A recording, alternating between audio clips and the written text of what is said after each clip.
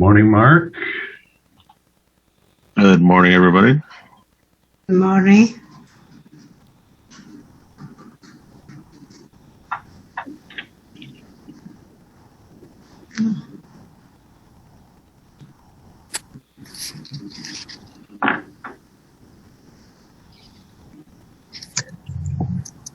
Good morning, Dave. Good morning. How are you, Nelson?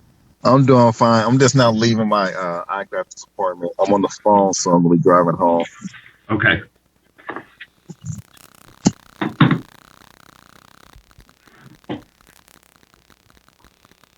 How long does it take you to get home, Nelson?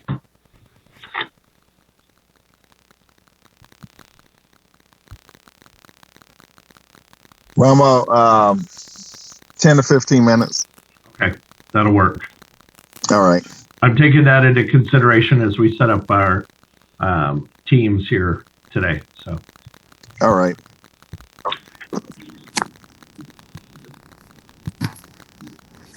Dawn, good morning. Morning. How are you? I'm good. I'm tired, but I'm good. I know that feeling. For this morning was one of those mornings I was a little tired getting up and going. I get into the school early on Wednesdays because I have to deal with some other stuff for our other classes that we have. So today is a lot of distance learning and testing that I have to do for students here at Rio Consumnes. Oh, okay. At the correction center. So at the correctional center? Okay. I know where that's at. Yep. Almost a Galt. Yeah. It's still way out there on Bruceville, right? I don't think that's our street. We are on, can't remember the name of the street we're on. Okay. I'm pretty sure it's at, I kind of know where it's at. Rio, yeah. Yeah, almost to Twin Cities Road there. Mm-hmm. Yeah, it's way out there. Yeah, you can take a road called Bruceville, and it takes you straight out there. You know what? That is. We are on Bruceville. You're right. Yeah. Mm-hmm. I just turned. Right. You're coming from the other direction. That's why. Yep, exactly. Mm-hmm.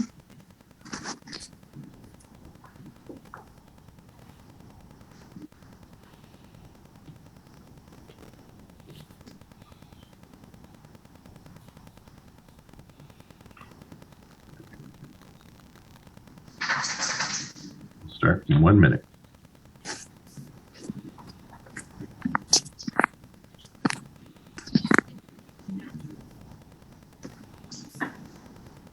So there's quite a bit of reading this week, huh? Yeah. a little bit more detailed than what we were dealing with in the basic book.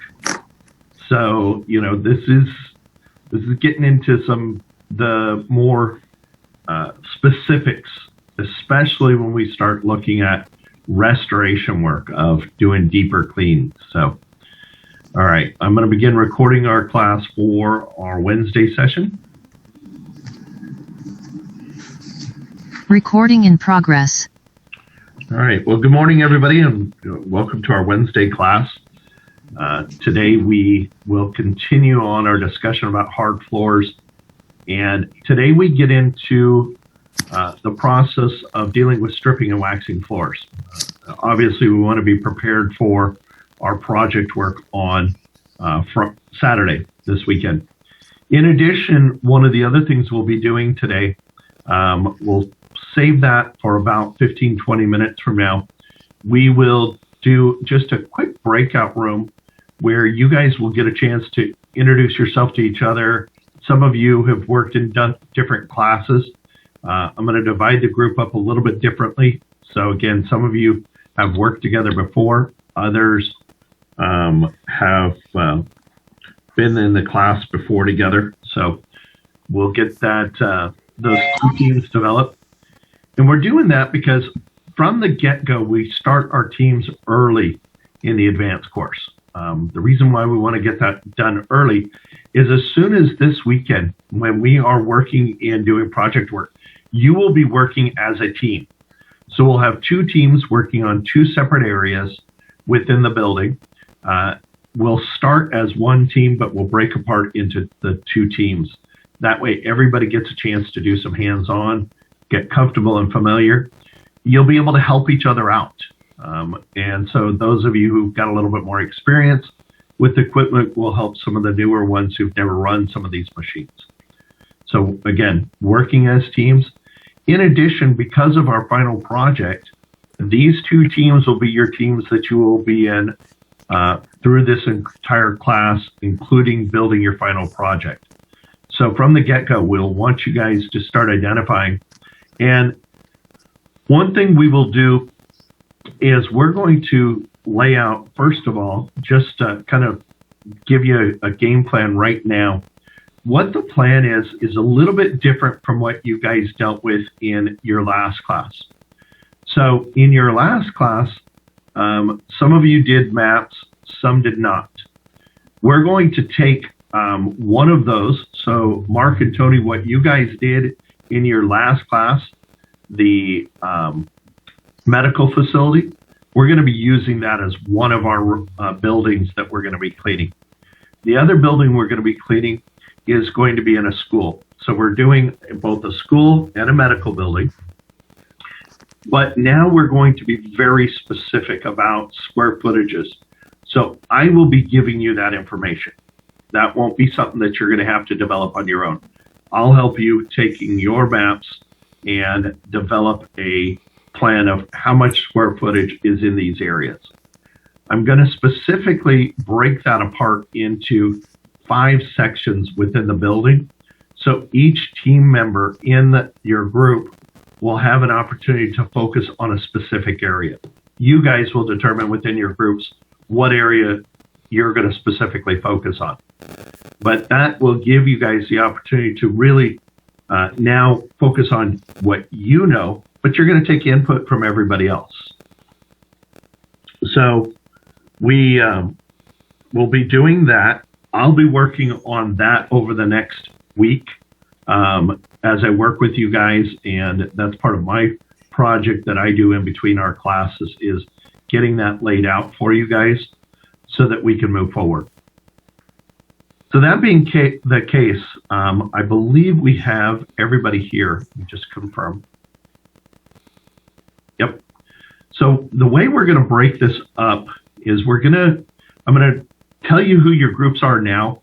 We'll start our discussion, and then we'll wait till Nelson gets into a safe spot where we can divide into our breakout groups. But one of the breakout groups, I'm going to start with Mark in one group, and then Dawn, you're going to be the other group. As far as we'll just start with you two. So Mark, in your group, you're going to have with you Aman, and you'll also have in your group Eduardo, Nelson, and Maria. So that should be the 5 of you. So let me just make sure we have in group A, we said Maria, Mark, Eduardo, Nelson, and Aman. So then in group B, that's going to be Dawn, Stephen, Tyler, Tony, and Christina. So those would be the 2 specific groups that we'll be dividing up into in just a little bit. When we do that, I want you guys to take a few minutes to get to know each other. I'll give you guys about 10 minutes to introduce yourselves. And then from there, we'll get back into our lesson. But I wanted to make sure we took a little bit of time right from the get-go, because as I mentioned, we'll be using these groups for a lot of our project work. Now, this week's assignment, as we're talking about restoring of hard floors and specifically stripping and waxing floors. As we discussed in our lesson on Monday, the reason why we strip and wax floors is because we're removing layers of coatings that have been built up with soil. Now, one interesting fact about this is you guys are learning about stripping and waxing floors is that this is an art form that is going away. More and more floors do not need wax, do not need floor finish. An example is polished concrete. Polished concrete doesn't need a coating on it. The new LVT flooring does not need a coating. Some of the new sheet vinyl material does not need a protective coating. It's already built into it. So as we're going away from the vinyl composite tiles and the vinyl floors that needed floor finish, we're having a lot less floors to strip and wax. Especially is that going to be the case in medical, because more and more medical is going away from floors that need waxing. In schools, we're seeing that. New schools are being built with the idea of flooring that is more made from renewable resources, and where they're not having to replace it as frequently. And obviously, one of the other reasons why companies and facilities are going away from using floor finish is it's costly. The maintenance of floor finish is costly. Floor finish itself is costly. To maintain it takes time and labor. Who can remember how much of our labor cost, or how much of our cost goes to labor? I mentioned that in our class on Monday. 80%. Like 80%. Okay. A little bit higher than that. 90. 90%. 90% of the cost of maintaining a floor is in labor. Only 10% is associated with the materials. So even though the materials are costly, the labor itself to strip and wax floors. Give you an example. When we put strip and wax floors and we're removing coatings, one of the things you probably have learned as you're reading through this course material is that floor finishes take time to dry, to cure.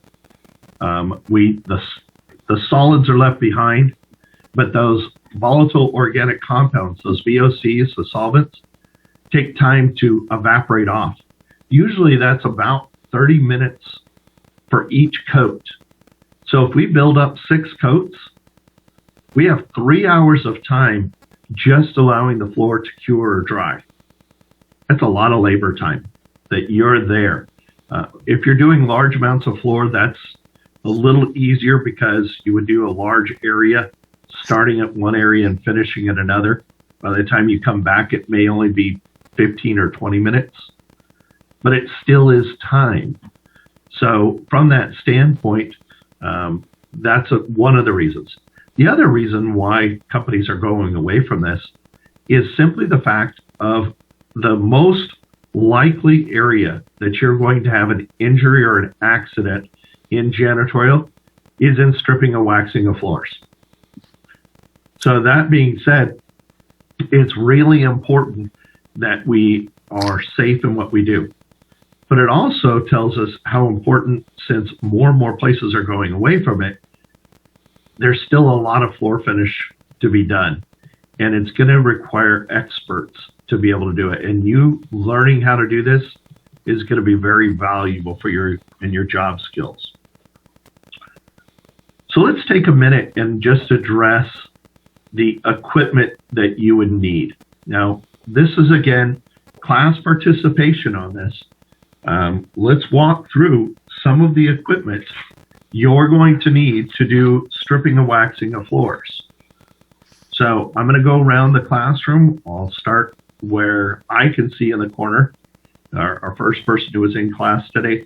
Maria, can you help us with one of the pieces of equipment we would use in stripping and waxing floors?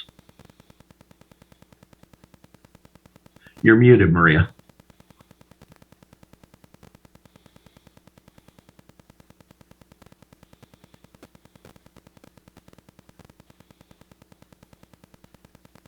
We need the buffer. You need a buffer, yep. And what kind of buffer do we need, guys? Maria, what's the kind of buffer we're using? Swim buffer. A swing buffer, a low speed buffer, a side by side. It can be called any of those, but yes, that's a swing buffer. So good. We have a buffer. What else do we need in equipment? To me, Nope. I'm going to go to the next person. So Stephen, you're the next person I see on my screen.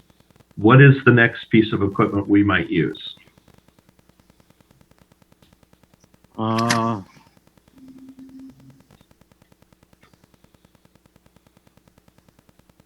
Conventional floor machine scrubber. Okay, so that's the one Maria just mentioned.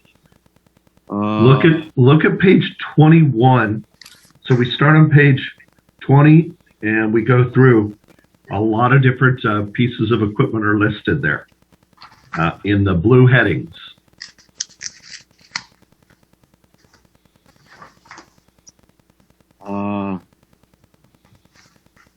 Wet dry vacuums. A wet dry vacuum. Okay, and why are we going to use that? What do you guys think? What's the reason for a wet dry vacuum? Whoever's done floors might be able to help us out with that. to clean up the mess. Yep, we got to be able to pick up the material that we've just scrubbed and broken free off the floor, the finish. Okay, so we have a wet dry vacuum. Tyler, you're up next. What do you see as another piece of equipment?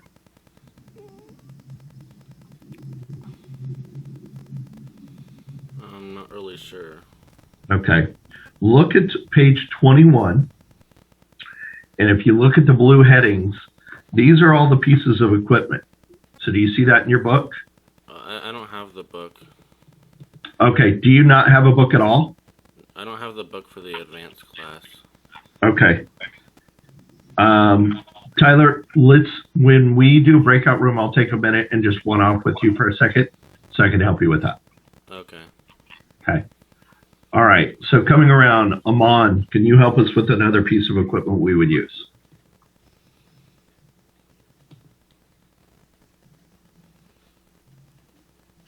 Huh?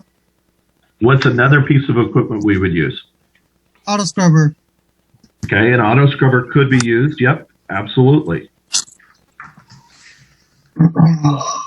Tony, what did you find in your equipment list there?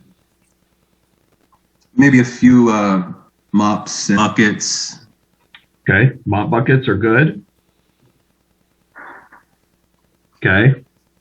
Dawn.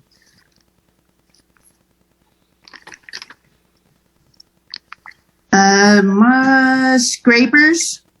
Scrapers. Scrapers is a great one because part of doing floor work is we have to deal with the edges.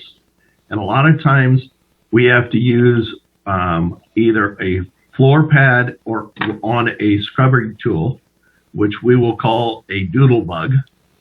Got a nice funny name to it. Remember doodle bugs? Okay. Or a scraper to get the edges because we have to get into the corners and edges. So very good with the scraper. Mark, how about you? What's another tool that we might use or a piece of equipment? How about a broom dustpan? Sweep it area first before we start. Absolutely. So for sweeping, that's going to be a broom and dustpan. Very good. Okay, Nelson.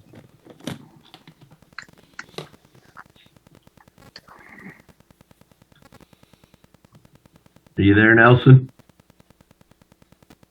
Yes, I'm trying to log in. No worries. I can come back to you if you want.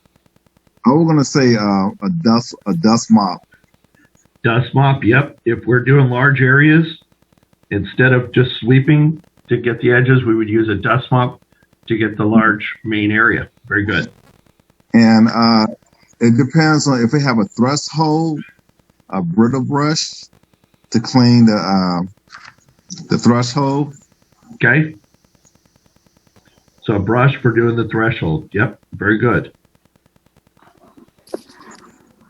Okay.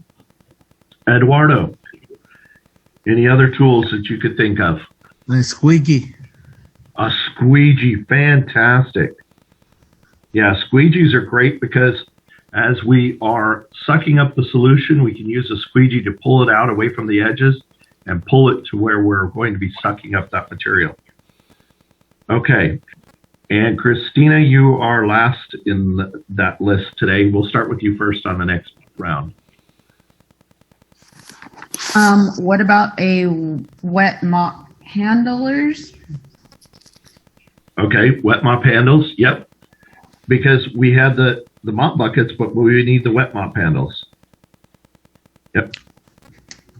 So that's a pretty good list there because we have our buffer, wet dry vacuum. We can use an auto scrubber to kind of combine those two things.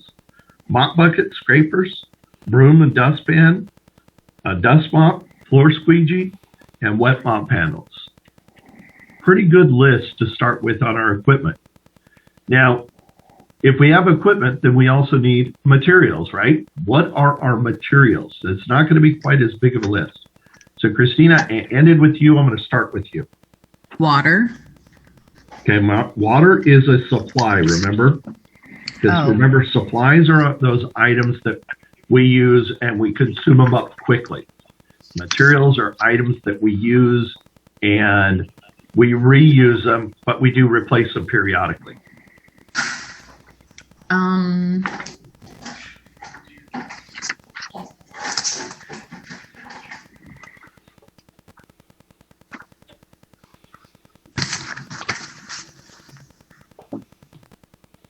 It was started on page 27.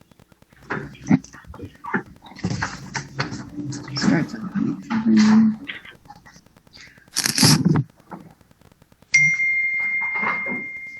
Floor finish applicators. So finish applicators, yep, that's a good one. Or And let's touch on that for just a minute because we haven't started talking about laying a finish, but we will today. But finish applicators can be also referred to as finish mops.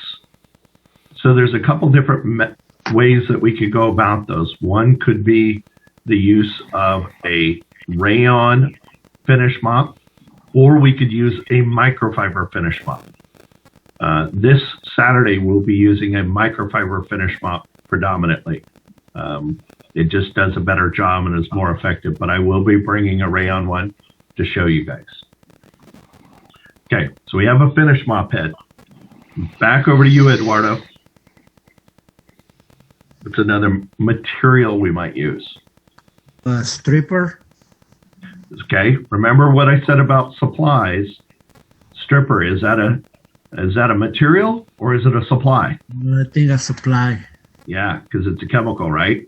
Yeah, so maybe like a green scratch pad or the doodle pad. Yep. So I'm going to put a doodle bug pad here, and we will, in a few minutes, I'll show you some images of some of these things. And a doodle bug pad, if you don't have that, a green pad, especially as was mentioned earlier, I think, Nelson, you mentioned about cleaning the thresholds. Sometimes a green pad is really good to get right up next to that threshold. Okay. Amon, what's another material you might need?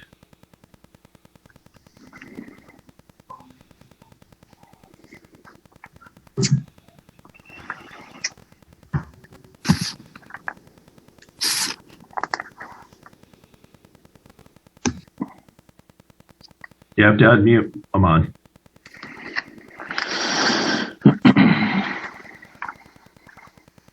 How about stripping shoes? Stripping shoes. Awesome. It's kind of like playing a game show here where everybody has an opportunity. I'm feeling like I need to have the buzzer give you guys 30 seconds and buzz you. All right, stripping shoes is good. Doing like a Family Feud kind of game here. All right, Tony. We have up on the board finish applicators, doodle bug pads, and stripping shoes. What's another material we might use? Let's see here. How about the buffing pads? Maybe some pads? Floor pads, absolutely. All right, Dawn, it's back to you. That's what I was gonna say was dripping pad. So,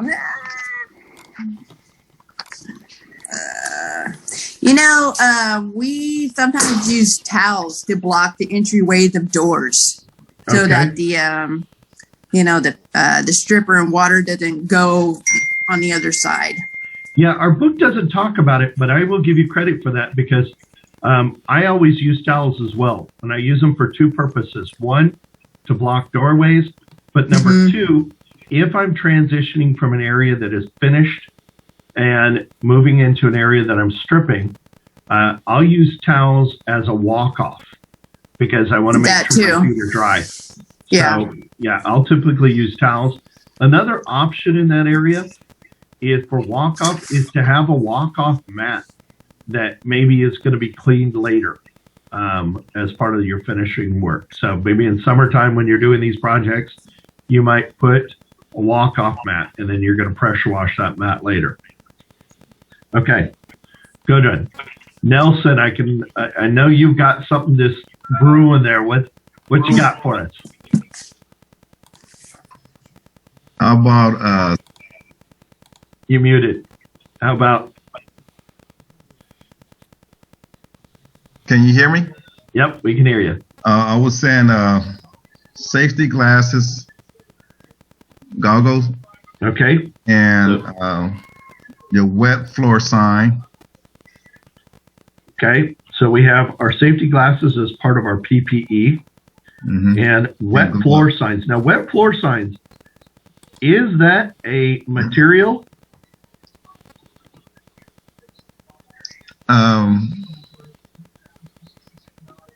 Let me see. It would be, is it material? Well, is it something that we replace frequently? Depends if it get broken. Yeah, so we might call that a tool. A tool. So if we were playing Family Feud, you'd have to get a big axe, all right? Yeah. All right. I was glove. Did you get gloves? Okay. So I put PPE, but that would include safety glasses and gloves. Yes. Okay, very good. There's a big one that everybody's missing. So Mark, maybe you could help me with this one. Yeah, I don't know about that. Tony took mine, but about I don't know if you use the vacuum cleaner to clean up instead of sweeping vacuum bags. Okay, I can see that, but typically we don't use a vacuum cleaner much for doing this, so we usually use the broom and dust mop. I'll give you guys a hint. How about talking about maybe like a putty knife? Okay, that would be a tool still. Yeah. Still, it's on tools. How about wet? I heard it. I heard it. Mop heads. Mop heads. There it is. Bingo. Mop heads. You know, when you're laying stripper, you need multiple mop heads. You need a mop head that's going to mop the stripper on. You also need a mop head for rinsing and then a final mop head. So I usually have 3 mop heads when I'm stripping a floor, and I also typically have 3 mop buckets. The reason being, having those all available, those different mop buckets, is allowing me to have my stripper in one bucket, my rinse water in another, and usually a neutralizer in there as well, and we'll talk about the chemicals. All right. So those are the key materials we would need. We would need the mop head. So we start obviously with our PPE, the safety glasses and gloves that Nelson brought out. Mop heads are critical for laying a stripper, for doing our mopping up. The floor pads, which would include also the doodle bug pad, is a great tool. Part of that PPE also was brought out by Tony, the stripping shoes, or actually I think Amon said that, stripping shoes. And then the towels to protect the floor, and then the finish applicators when we start laying a floor finish. When we're dealing with floor care, there is a lot of equipment and materials that are used in this job. these equipment and materials are also the ones that we have to do the better job of cleaning up. Because when we're dealing with stripper, it's a very damaging, it's a high alkaline cleaner. pH level of floor stripper is typically higher than 10 pH. Okay, and if we remember the pH scale, when we go up from a 7 to 8, how many times stronger is an 8 than a 7? 10 times. 10 times stronger. A 9 to a 7 is how many times stronger? 1,000. It's 1,000?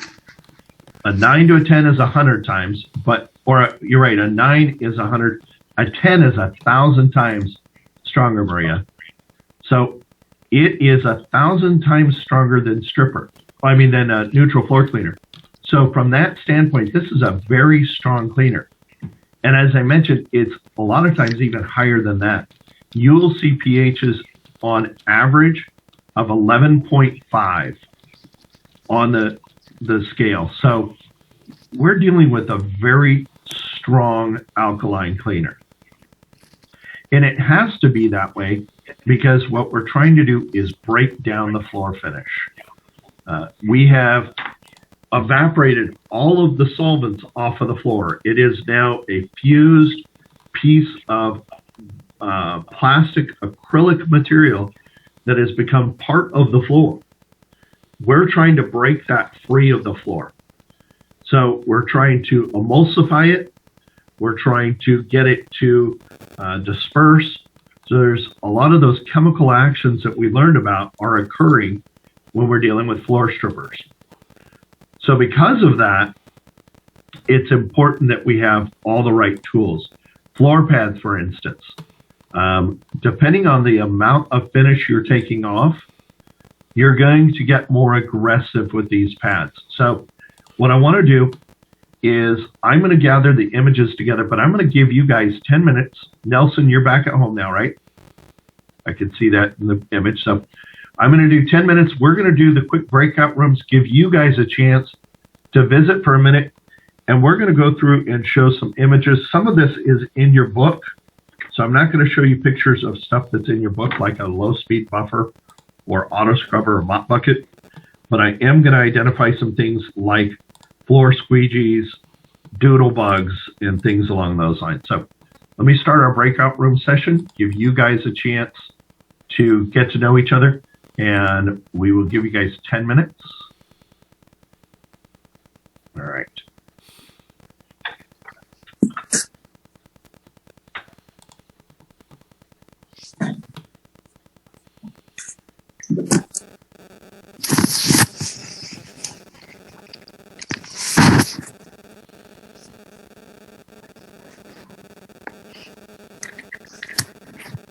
Tyler, if you'll hang back, I'm not going to assign you yet.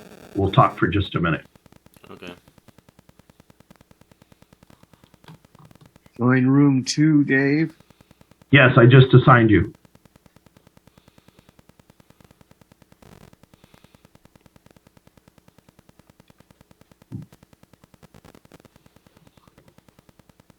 So you have to accept it, Stephen. There you go. And Maria, you should have been assigned as well to room 1. You just have to accept that. There we go. Tyler, so I'm worried that you're going to quickly fall behind on this because of not having a book. What did Therese say about that? Did she say that she was getting you one, or what happened? Well, I didn't, at first I didn't even have the Zoom meeting link. This is why I wasn't on Monday. Right. Yeah, and I emailed that over to you guys on the weekend. But obviously you didn't get that, and I apologize that you didn't have that. What's the deal with the book, though? I never, was I supposed to go, to see them in person, just like the other class? Yeah, you had to go pick up your book. Oh, I never did that. Okay. Here's what's going to happen, Tyler, because this class moves very fast. We cover this class in 6 or 7 weeks. I think it's 7 weeks. But we move at a very fast pace with this. And we're getting into a lot more details. There's a lot more detail in the book. There's only 3 lessons in the book, but there's a lot of detail. So I'm going to make a suggestion. You have a couple choices. If you're able to get over and see Therese and get a book, then I can try and help you get up to speed this week. We don't have class on Friday because we're going to do hands-on. Are you able to make it a hands-on session, Tyler? Yeah. Okay, so that's good. I think if you can get your book tomorrow, then I can help you I'll give you a couple of reading assignments, and I think you can get caught up. But your homework assignment for this week is to identify, a lot of the stuff that we just talked about, the equipment, materials, supplies. That's why we're doing part of it in class. And then also the procedures for stripping and waxing a floor. So from that standpoint, do me a favor. After we're done with class today, get in touch with Therese to do that. In the meantime, what I want you to do is be taking notes of this stuff that we're talking about, so you have it written down as we get into like the next step, the supplies, to make sure you know what those supplies are. Okay. Okay, and then you can reference it. You'll see it in your book as well. Okay. Okay. All right. So I'm going to assign you over to Tony's group. You'll be with Tony, Christina. The 2 of them were in our last class. Okay. All right.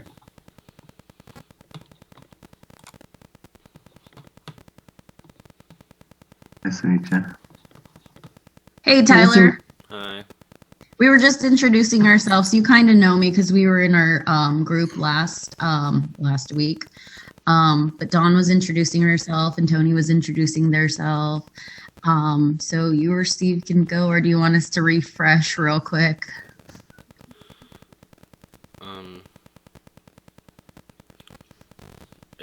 It's okay. So since you're last of the class, you have to bring the coffee and donuts on Saturday. Yep.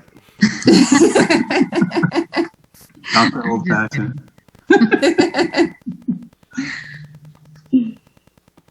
Tyler, what made you want to get into this line of work? I just didn't have any other ideas. Well, I mean, do you know anybody? You come across anybody that's doing it? No. Okay, that's interesting. It's pretty easy work, it's just basically just a lot of common sense and just learning the skills. And other than that, it's not hard to do. And safety is definitely number 1 when it comes to stripping and waxing, only because the floors can be really slippery and you got to be careful with the machines, handling the machines.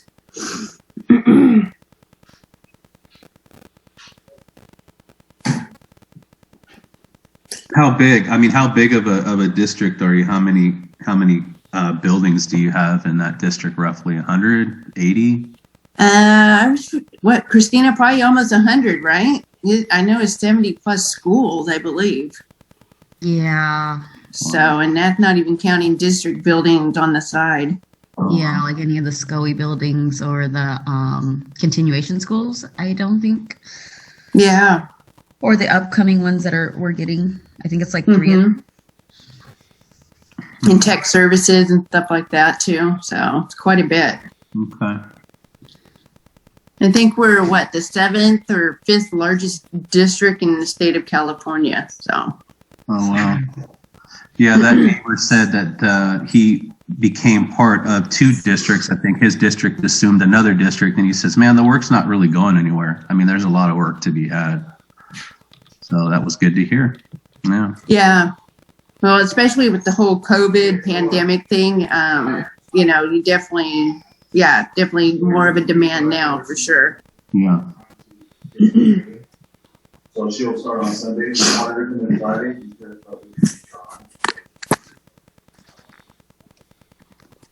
All right, so I don't know if we are going to be stripping on Saturday. Did he make that clear if we're going to be doing that?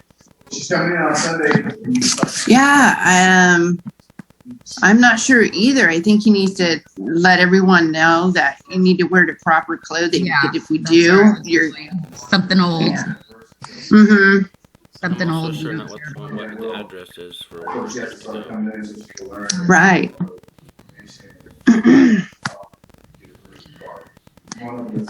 I think I don't know if he's going to have safety shoes as well too, because that's definitely, something we should have. Well, I will take my boots and my red bottoms. I'll get them that day, maybe. Yeah, me too.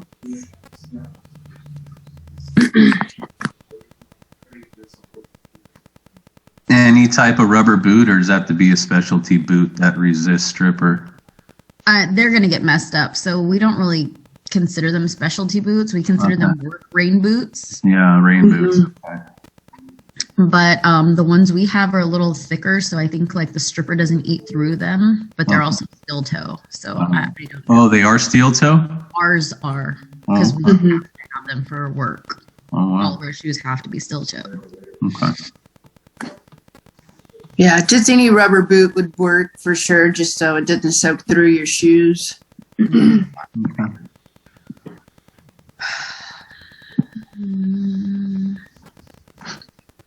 10 minutes is a long time to get to know each other.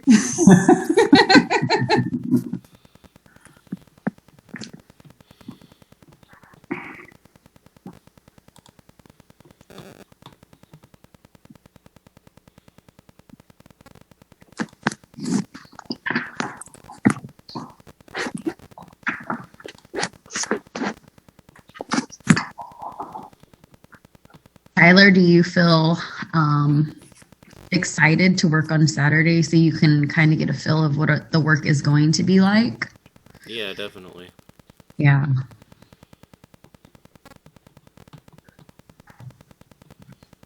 I'm excited since you guys are newbies to kind of show you guys how to do like the basics, if that's what we're doing, if we're going to break off and do like a bathroom or what is it we're actually going to be doing. I've trained most of the people that come off of Dave's classes in the past, and they all have become successful and have a job with Elk Grove. So I don't know if that helps. Cool. I'm excited. That's why everyone owes me donuts.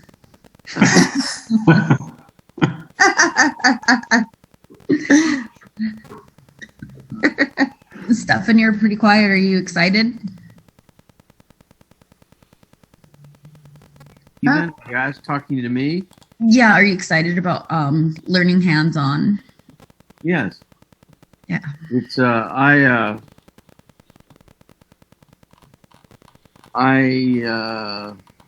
have limited experience in the custodial field, and I'm a retired optometrist, and I took care of my parents who were sick for a long time, and by the time I tried to get back as an optometrist,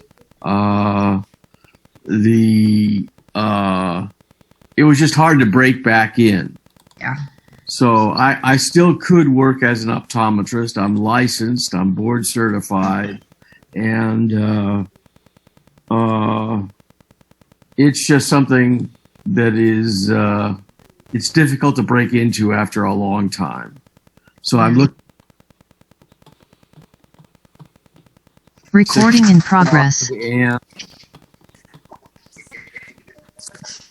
And other things, but I'm looking into custodial, and I might want to do that in the future. All right, welcome back. You guys had an opportunity to introduce yourselves, get to know your new groups. So, as I mentioned, this will be your opportunity to, as we move forward, you guys will be working together on projects for the next month or so as we go through our class. So before we move on to the chemicals, the supplies portion of this, let's backtrack just a minute so we can talk about a couple of the materials that are a little bit different. In your book, it shows you images of some of the pictures or of the different pieces of equipment. And let's see here. This book doesn't have as many pictures, so maybe in your basic book. But we had images of the low-speed floor machine, of a wet-dry vacuum. So those are not so uncommon, but one of the uncommon ones that was mentioned is something called a doodle bug. And a doodle bug is a piece of equipment that's typically used, as you can see pictured here, where my finger is pointing to. This is a pole, and it's just got a little rectangular pad. We usually use something like this to be able to clean edges and do corners. And the reason being is that floor pads are round. So those floor pads, as we're using a scrubber, don't get up into the corners. So from that standpoint, a doodle bug is very helpful. It's also helpful for getting to areas where we can't get with the machine. Sometimes up underneath a cabinet, for example, along the edges of a floor. And just an important point of note here, when you're dealing with finishing floors, you can do an amazing job getting the main floor done.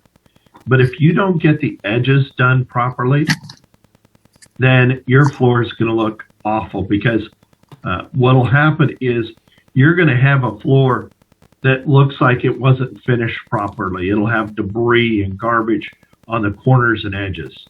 You have a nice clean floor in the middle, but that buildup on the edges. So it's important to make sure that we get our edges done. I'll be talking to you about a technique that will help you so that we don't have to do as much edge work if you properly lay floor finish to avoid that. So that's one of the first things. The other thing we look at is our floor pads. What floor pads should we be using?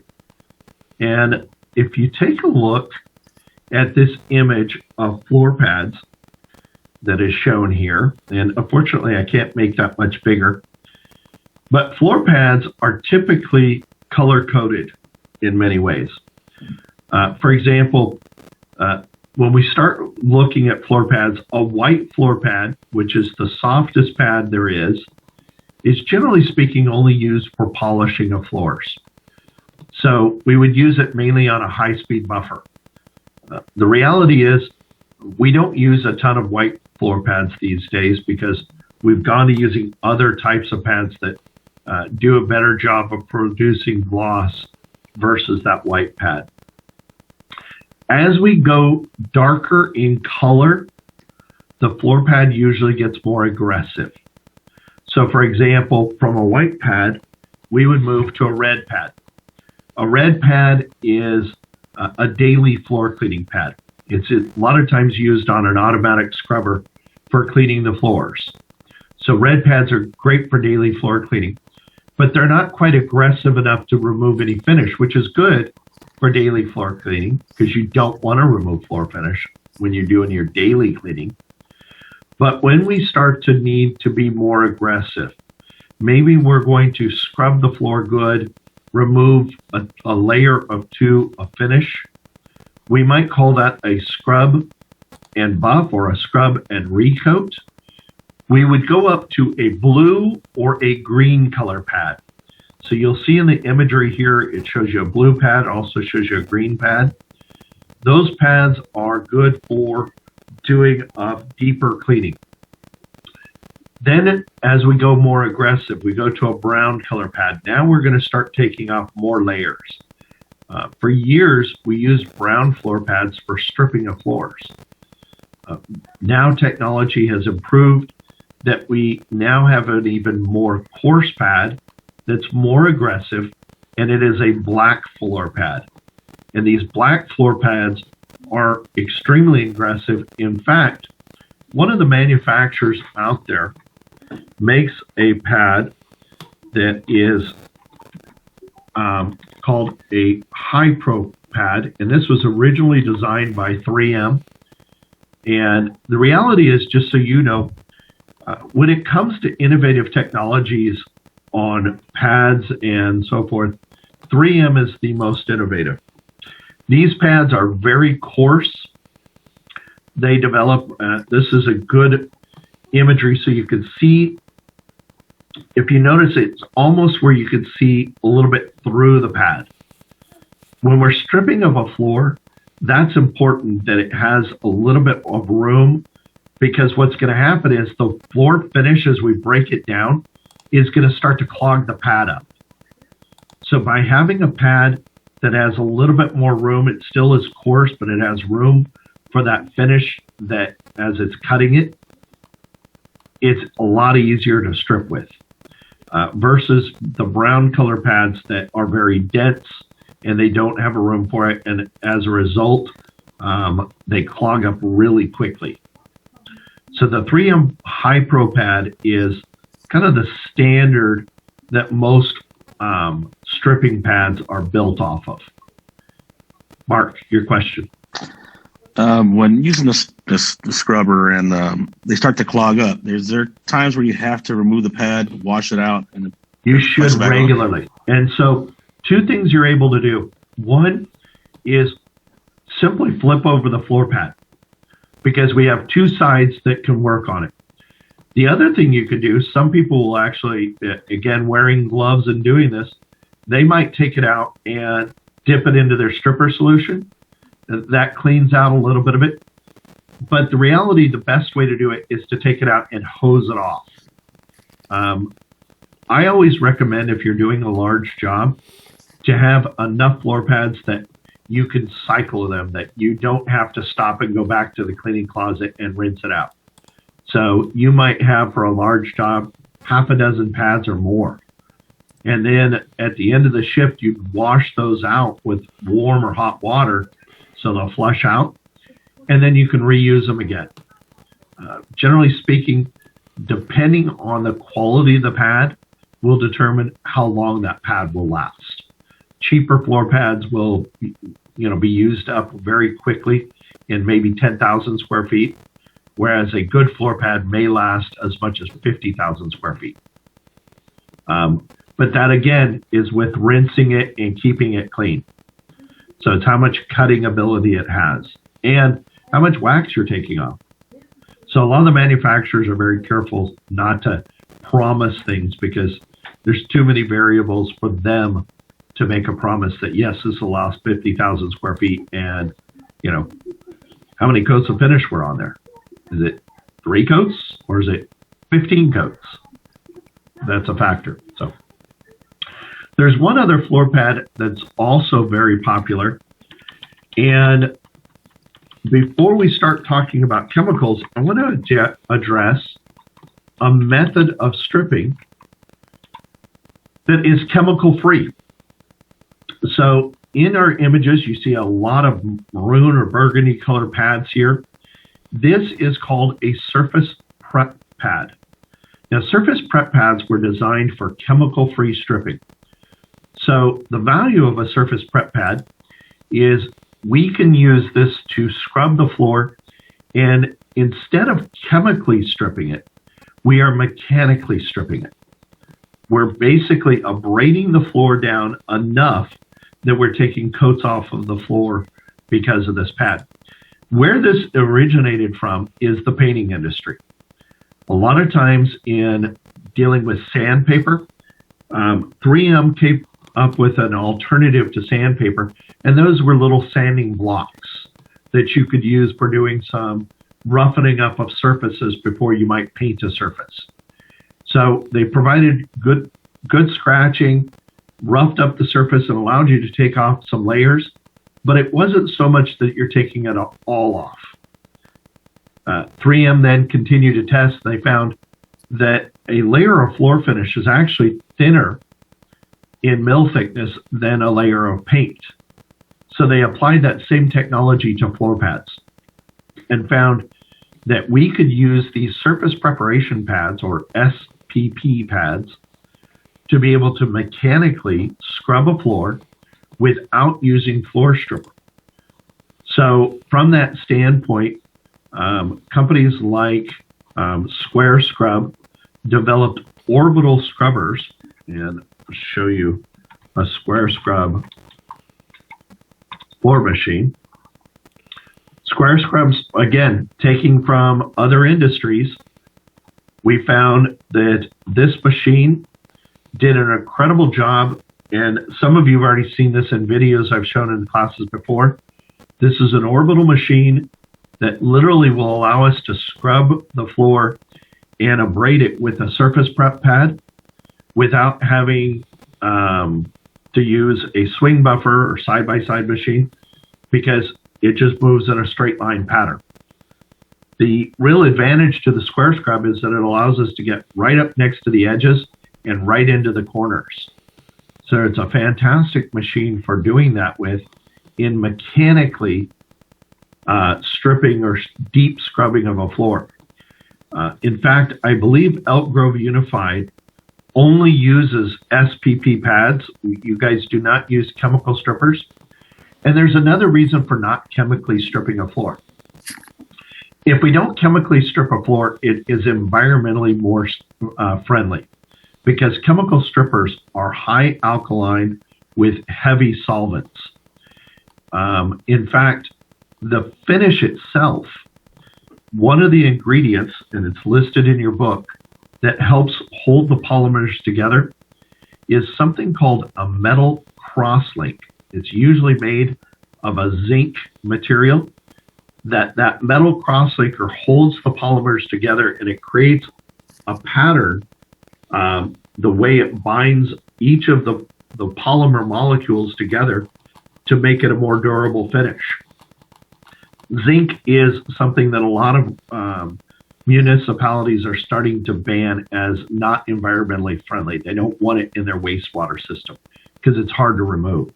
In fact, if you were to be working over at Stanford in Palo Alto, the city and county over there have outlawed, you cannot use zinc floor finishes on any floor in that county. So they have to use what's called a zinc-free floor finish. The way to really avoid having to worry about that is, instead of using strippers that will break it down and release the zinc, we use a mechanical way, and it's simply abrading the floor and removing it, and it's a much safer way. It also doesn't have the solvent, so we don't have the volatile organic compounds. It's also safer in the standpoint of it's not nearly as slippery of a floor when we're scrubbing it.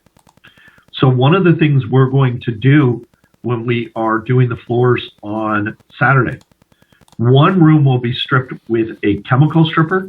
The other room will be stripped with a chemical-free system. We are going to rotate. So you guys are going to get a chance to do some in one room and some in the other, because I want you to get familiar with both. But again, if you were working in an area such as the school district, you would not use a chemical stripper. Don, go ahead. So should we be wearing proper clothing for that day? Yes, you shoes. guys should. Yep. So from a safety standpoint, I will be providing gloves. Okay. I'll also have safety glasses for anybody who's mixing of chemical. We won't be dealing with a lot of chemical because we're going to do a very small area. That's the floor stripper one. But I would recommend that you're wearing a tennis shoe that has a rubber sole and not a cloth top, or what's best is a pair of work boots. Rubber work boots are really good. If you have rubber boots that you might use, that you might think of on a farm or something like that, rubber boots are fantastic because we are dealing with liquids. What you don't want to be using or wearing, though, is a tennis shoe that has a cloth top, because your feet will get wet. We are going to be working with liquids, scrubbing a floor. So just from a safety standpoint. The other thing, too, is I'll teach you a method so that you're not walking on floor stripper. I discourage ever walking on floor stripper, but I will have a pair of safety shoes that was mentioned in part of our materials. So I'll have a pair of safety shoes there that have safety floor pads. Give you an idea of what those look like. Put it up here in my search bar.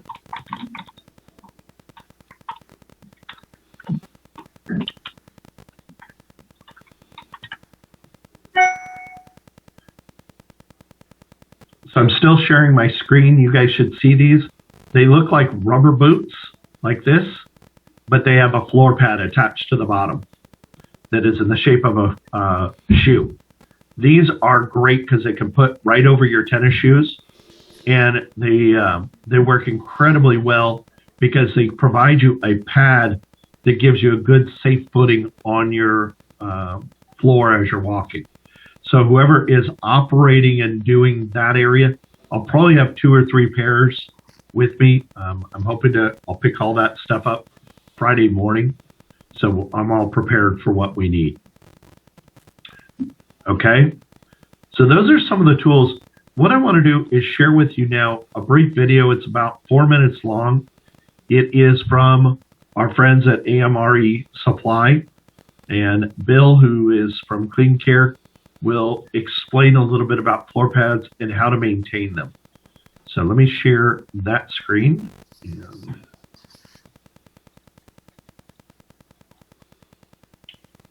Let's stop this screen share and share it from that particular.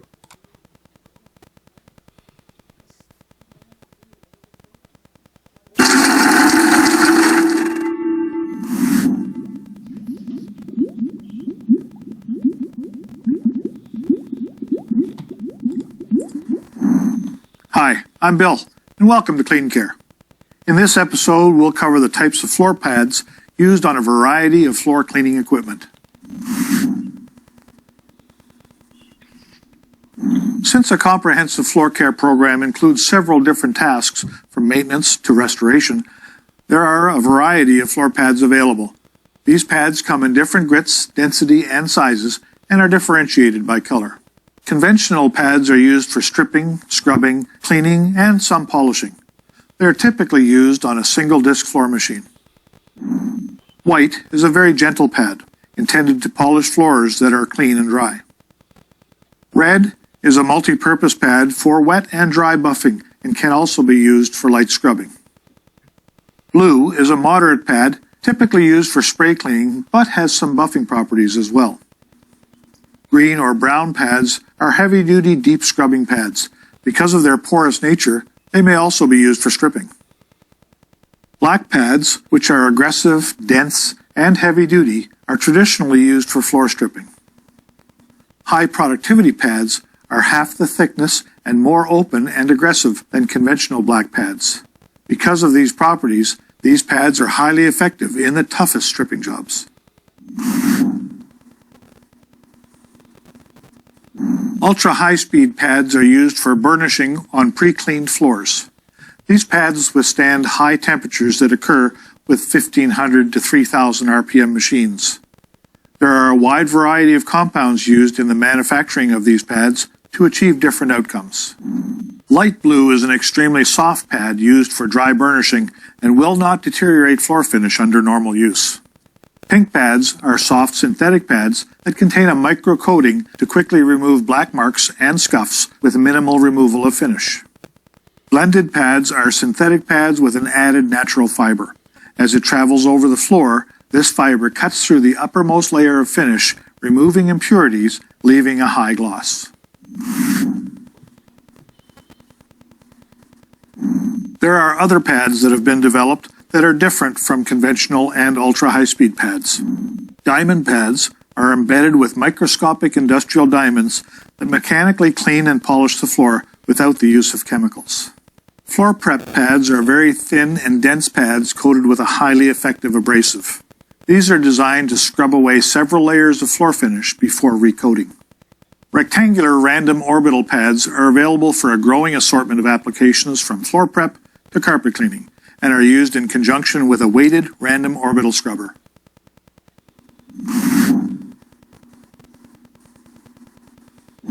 No matter which type of pad you are using, floor pads should not be considered a single-use tool. With proper care, they can be used several times over. After use, clean both sides of the pad with a strong detergent and water, rinse, and hang to dry. If the pad becomes damaged, then it should be discarded. Selecting the right floor pad as part of a comprehensive floor care program will extend the life of the floor and enhance the appearance of any building. If you found this video useful, hit like.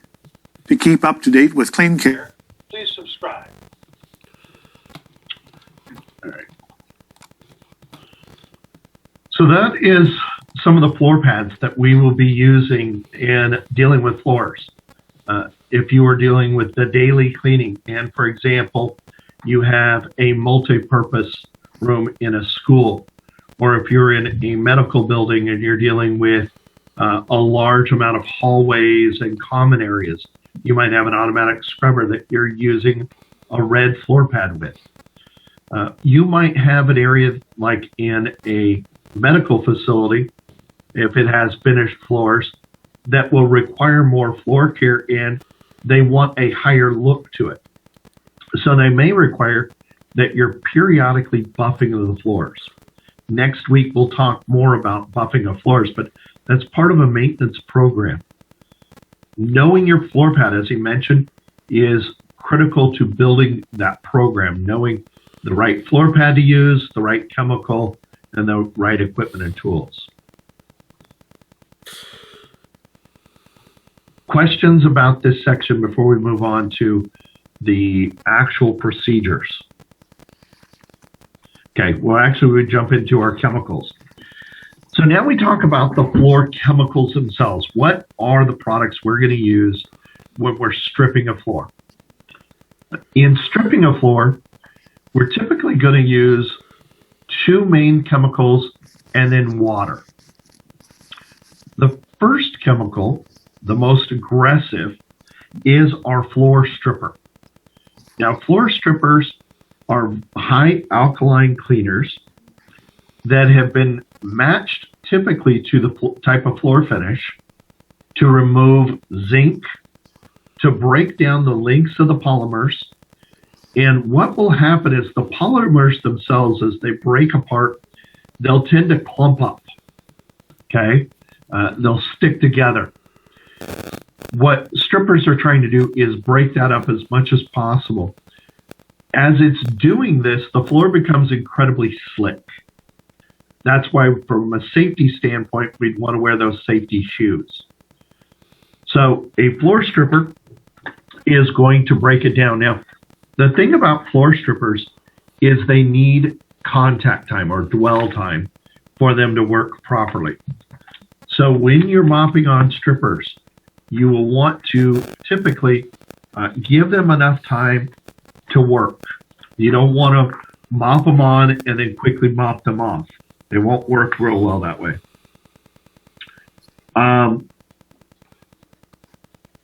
Remember how we talked about the different types of resilient flooring?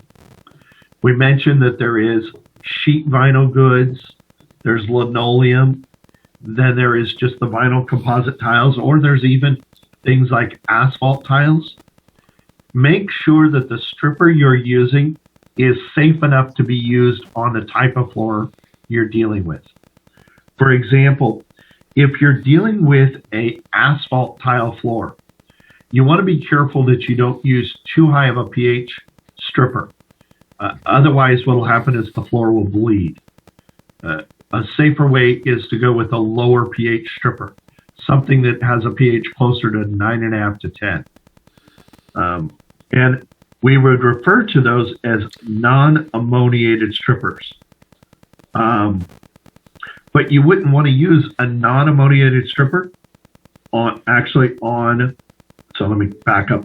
We'd use an ammoniated stripper on a asphalt tile. You would never use a non-ammoniated stripper on a floor like an asphalt tile, a rubber tile, because those non-ammoniated strippers tend to leave or cause it to bleed. Or another thing it'll do is it'll bleach it out, especially as is true with asphalt floors. They have a tendency to bleach out real easily. So we want to be careful. Most strippers, if they have an ammonia base to them, can be used in a variety of floors. But again, read the label from the manufacturer. Make sure that it is matched to the type of flooring. If you're dealing with a process of using a surface prep pad, you would not use a stripper at all. That's simply going to use warm water. We don't need to use aggressive chemicals. You might even go to using hot water because we do want to soften up the finish. So some guys will take hot water and mop the floor with it. Some will actually even take a little bit of neutral cleaner just to break the surface tension. Because remember, water itself doesn't have good wetting action. But the fact of the matter is just hot water with the surface prep pad does a great job of removing at least 3 or 4 coats of finish. Okay. The other chemical we would use is called a neutralizer. Now, the reason we would use a neutralizer, if we're talking about floor finishes being high alkaline cleaners, the pH level is high, it's 10 or 11 pH, we would use a neutralizer to bring it back to neutral. So what would you imagine the pH of a neutralizer would be? We're working with a strong cleaner that's a 10 or 11. Where would it be on the pH scale? Maybe a 4. Maybe a 4. Tony, you're exactly right. You're looking for something that is acidic in nature, okay? Because a neutralizer is going to bring it back to neutral. So generally speaking, they're in between a 4 and a 6 pH for most neutralizers. That's enough to get it down below a pH level of 9. Here's what happens if you do not properly neutralize a floor. The residue that's left behind from the floor stripper material, even after you've sucked it up and rinsed it, is still very high alkalinity on the floor. When you start mopping fresh floor finish on that floor, you'll find it starts to break it down from underneath. I've seen finishes break down to a point of where it starts to gel or coagulate because it's literally stripping it as we're putting it on the floor. So from that standpoint, it's really important that we properly neutralize the floor. If we're using a lower pH stripper, something that has about a 10.5 pH or so, or a 10 pH, what we found is that water itself will be fine enough to neutralize it and bring it back down to that 8 to 8.5 level, safe enough to put floor finish on. It won't cause any damage. So know the pH of your stripper, because that's going to determine, and a lot of times, read the labels. Some strippers will tell you, be sure to rinse with a neutralizer or a rinse agent. Okay?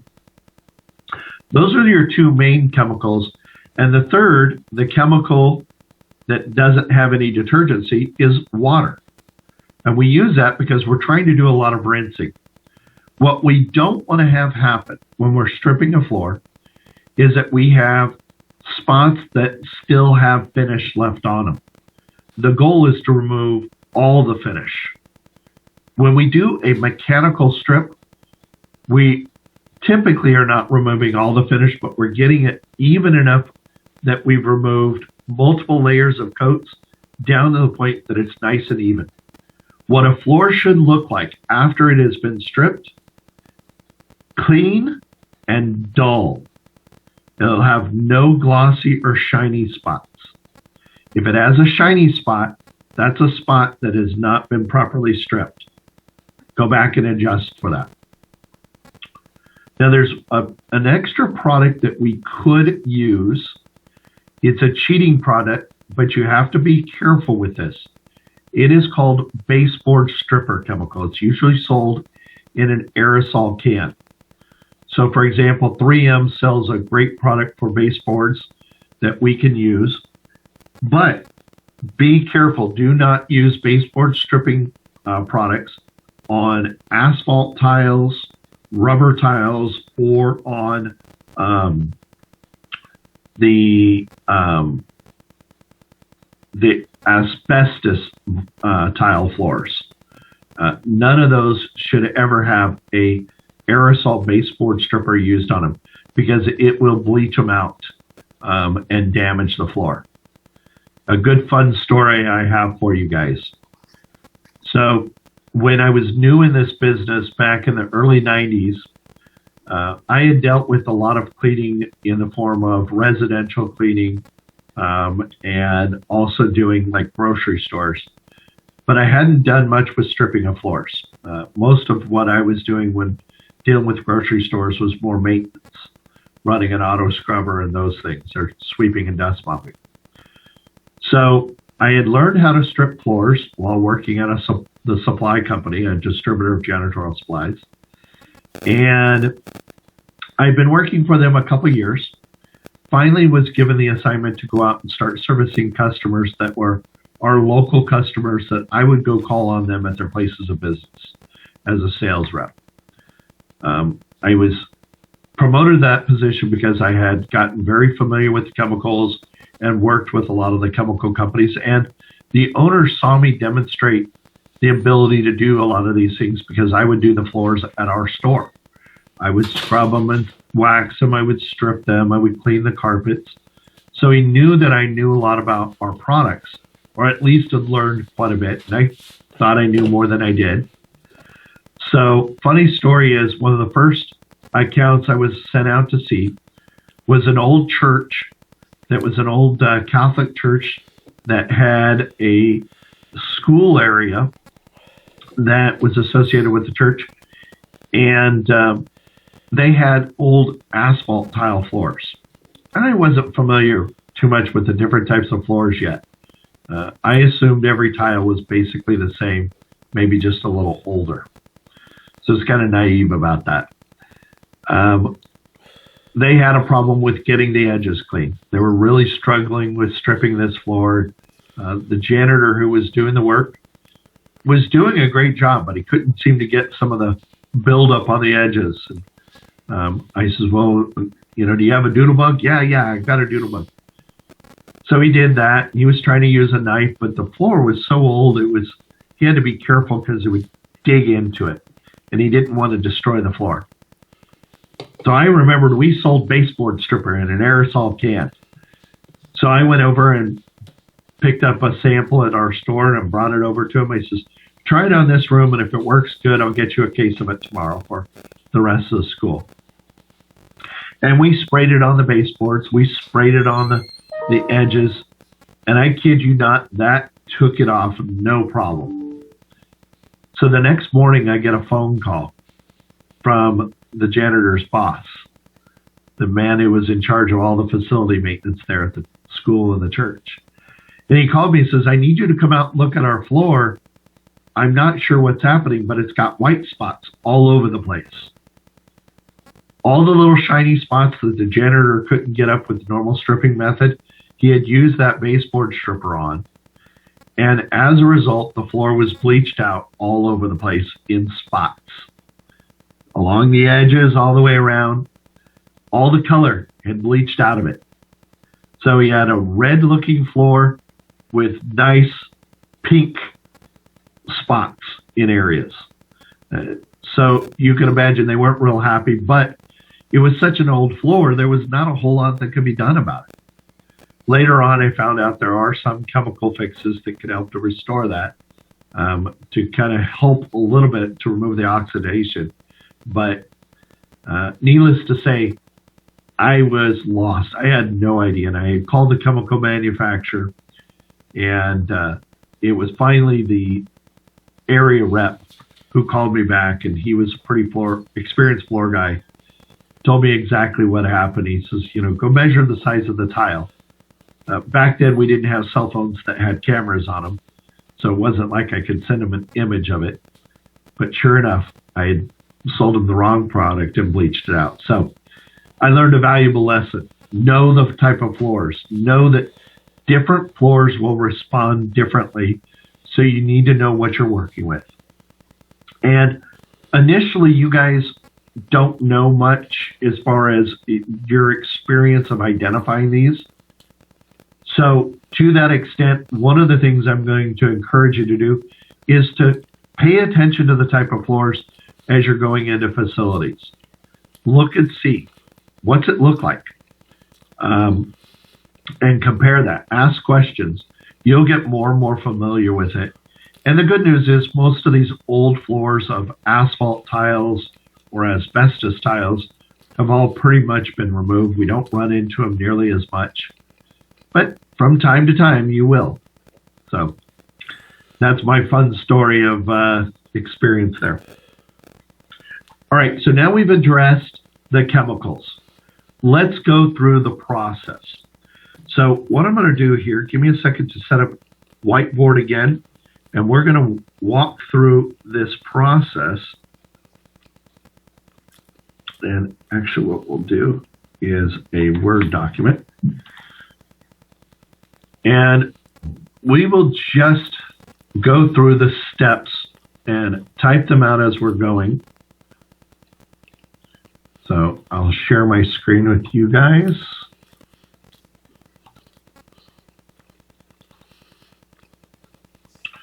All right, so you guys should be seeing my my white screen, which is a Microsoft Word document. And let's go back to some of the materials and equipment we use. We've gathered all of our tools and equipment together. But as you guys remember from what we've discussed up till now, when you're dealing with doing cleaning, what's the first thing you do before you start actually doing the work? What would be the first step? Inspection. Okay, that's a good one. Put out your signs. So that would be what I would be thinking is safety. Okay, and along with safety is one other thing. PPE. PPE, thanks, Eduardo. So safety and PPE is going to be your first thing. Now, let's talk about safety for a minute. Be aware that of the area you're working with, and to the extent that inspection, I always encourage that to be done well in advance. Don't show up to a job site to inspect it. You should have already looked at it, know your area, know your floor, know the way you're going to work in and out. So you're already got a plan of how you're going to do this floor, because the idea is to work yourself out of a room. You don't want to work yourself into a corner. I was doing a training the other day with a gal, and we were just doing the basic floor care. And so she was completing basic floor care. We're doing the mopping standards out here at the jail.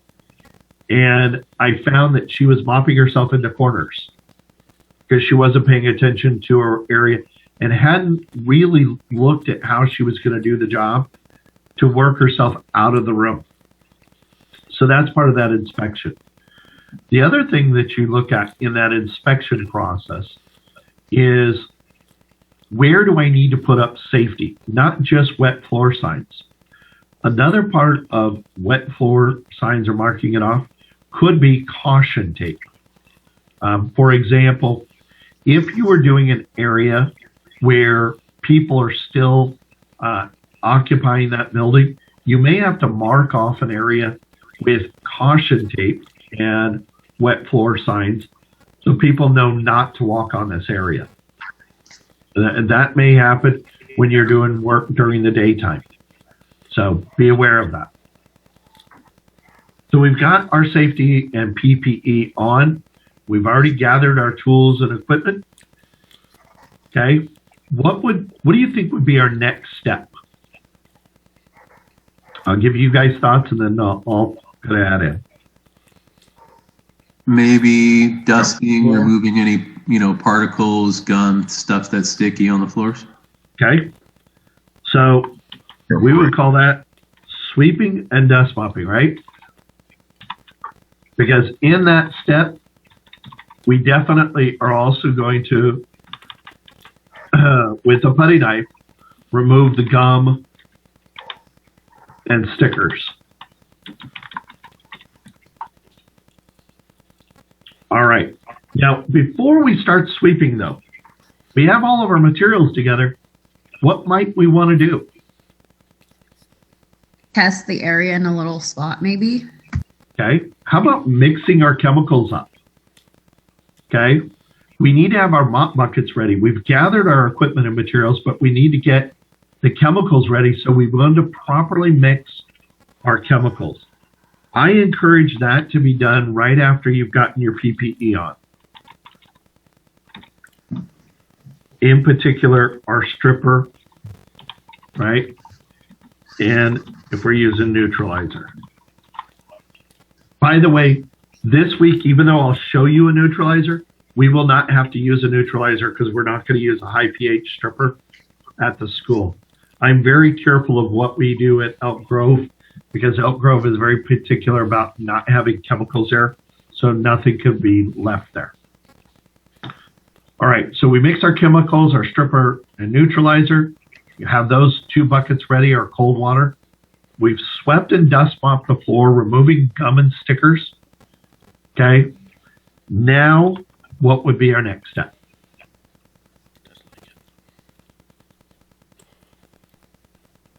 Applying the stripper. Absolutely. Now, when you're applying floor stripper, a couple of caution notes. One, always apply it ahead of you. Avoid walking in freshly mopped stripper. Secondly, only apply enough area that is that working area. So you might do an area just enough for you to work with. Some people will say a 10 by 10 area. If it's a big wide open room, yes. But if it's a small area, like the office I'm working here, I might only do a third or half of the office before I actually will mop on more stripper. And the reason being is I have to have working room for myself. Now, once I apply the stripper, this is one of the hardest things, dwell time. Give the product time to work. This is the time while you're giving it the dwell time to do things like attach the floor pad to your scrubber.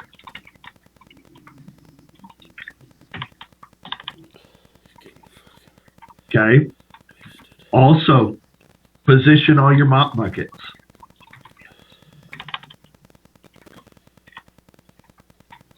And your wet dry vac. You want to make sure that those are all ready to go. Now, the other day, one of you asked me, how many people should we use? The reality is, if you're doing a small area, 2 people is more than enough. One person who is doing the first steps of mixing the chemical in the stripper could be doing that while the other person is sweeping and dust mopping. Then that same person who mixed it would likely apply the stripper. While he's doing that, the person who had just swept and dust mopped could be getting the floor pad ready, the mop buckets, the wet dry. So one person's doing one task, the other's doing the other. That same person who had just mixed the chemicals, right, and then applied the stripper, that person might also be the person to run the wet dry vacuum because they've got all their stuff kind of together. Once you've had dwell time, and typically we're looking at 10 to 15 minutes of dwell time. During this time, an important note, do not let the stripper dry up on you. So the way you can accomplish that, again, remember I said don't work too big of an area. If you work too big of an area, you inevitably have to walk on floor stripper. But if you work an area that's workable for you, you can typically use your mop and be able to push out without stepping on that wet stripper. So you can reapply more. This process is called flood mopping it on. Mark, you had a question. You kind of just touched on it. I was going to ask about if in the event you put some stripper on there, it's not enough. Within that 10, 15 minutes, it's going to seem to dry. Start to dry. Just throw more stripper on her. Yep. Okay. One other thing about how to do that, when you do stripper and you're flood mopping it on, the process is to take it, soak it into the bucket, and then not so much slosh it out. You want to pull it out, but it needs to be heavily wet. Do not wring it out. Mop it on straight from the mop bucket because we want to transition as much of that onto the floor. The other thing I recommend is using an old mop, not one that had wax on it. You wouldn't want to use a wax mop, but just an old mop because you'll never want to use this for anything else but for stripper. Because remember, it's got all this stripper loaded into it, and it would affect any floor we used it on. So remember not to do that. Don, is your hand up just from earlier? Okay. Oh, no, I'm not raising my hand. Sorry. Okay. So we've now given the product dwell time. We begin by machine scrubbing it. Okay. That machine scrubbing process, we are going to start with our feet standing on dry floor and work ourselves to the wet floor, which means, keep in mind, that farthest area that you laid stripper on is probably starting to dry up. So make sure the area you start on first is the area you mop on heaviest. You don't want that to dry up on because you're going to work your way in. By doing that, by working your way in, standing on dry floor first, you have proper footing. You're not standing on floor. You're not going to slide around. You have good fitting, and that allows you to control your machine. And then as you step onto that floor, it's an area you've already scrubbed. You've broken the finish free. It's much safer to stand on. If you do this method, you typically don't have to even worry about using stripping boots, just good rubber boots or good heavy-duty work boots. I have good work boots that have a thick rubber sole. Those work great for when I'm stripping a floor. They have good grip and traction, but I always start by standing on the dry area first. I don't want to walk onto floor stripper. So I will machine scrub the area, working my machine side to side, scrubbing the area, and you'll feel it. You'll feel the finish break free, and you can tell that that area is stripped. But generally speaking, just a few passes over it, and you're able to keep moving on. After you machine scrub, you got to pick it up. So we refer to this as wet vacuum, right? We have to pick up that stripping solution. Once we've done this, and again, we're alternating people. The guy who's machine scrubbing the floor is also the one that's kind of, he stays on the machine. His partner is going to be doing things like moving things around, wet vacuuming things up, mopping more stripper down. So imagine, and I'm going to try, I can't really do a diagram real well on this, but I'll point it out when we're in the class. But basically what you're going to want to do is, as the person laying stripper, you want to stay ahead of the guy on the machine. You know he needs 10 minutes of dwell time. So you might start and do one area, and then you're mopping the next area right next to it. Important note here, never mop behind the guy who's stripping the floor with the floor stripper. You don't want to put him in a safety situation. All right, Don, your question now. I don't have a question. Okay. I don't know why he keeps doing that. No worries. All right, so we wet vac it up, and at the same time, we're mopping more stripper down. That's for the next area. Now, we've wet vacked up that area. Your person on the floor scrubber is moving over to the next area. The next step is to rinse the floor. And that's what we talked about using that neutralizer. And this is why we have 3 mop buckets. We have 1 mop bucket that we're using the floor stripper in. We'd have a separate mop bucket with a separate mop head to neutralize the floor. So this, generally speaking, will either be floor neutralizer, or if we're using a stripper that is lower pH, that has a pH around 10, we can actually use just cool water. But then that is still a flooded on rinse. So just like we flooded on finish or a floor stripper, we will flood on water to rinse it or neutralizer to rinse it. Suck that up. So we do a double wet vac, and then the last step is to damp mop the floor. So each of these steps is crucial. In the process of rinsing the floor, this is where the person who is doing that rinsing step, as it's drying up after he's wet vacuumed it, will be able to determine, is there any shiny spots? Now is the time to address those while you're still laying a stripper. What you don't want to do is finish the whole job and then look back and say, wow, I've got shiny spots all over the place. Likely the reason why you still have shiny spots is you didn't give the chemical enough dwell time.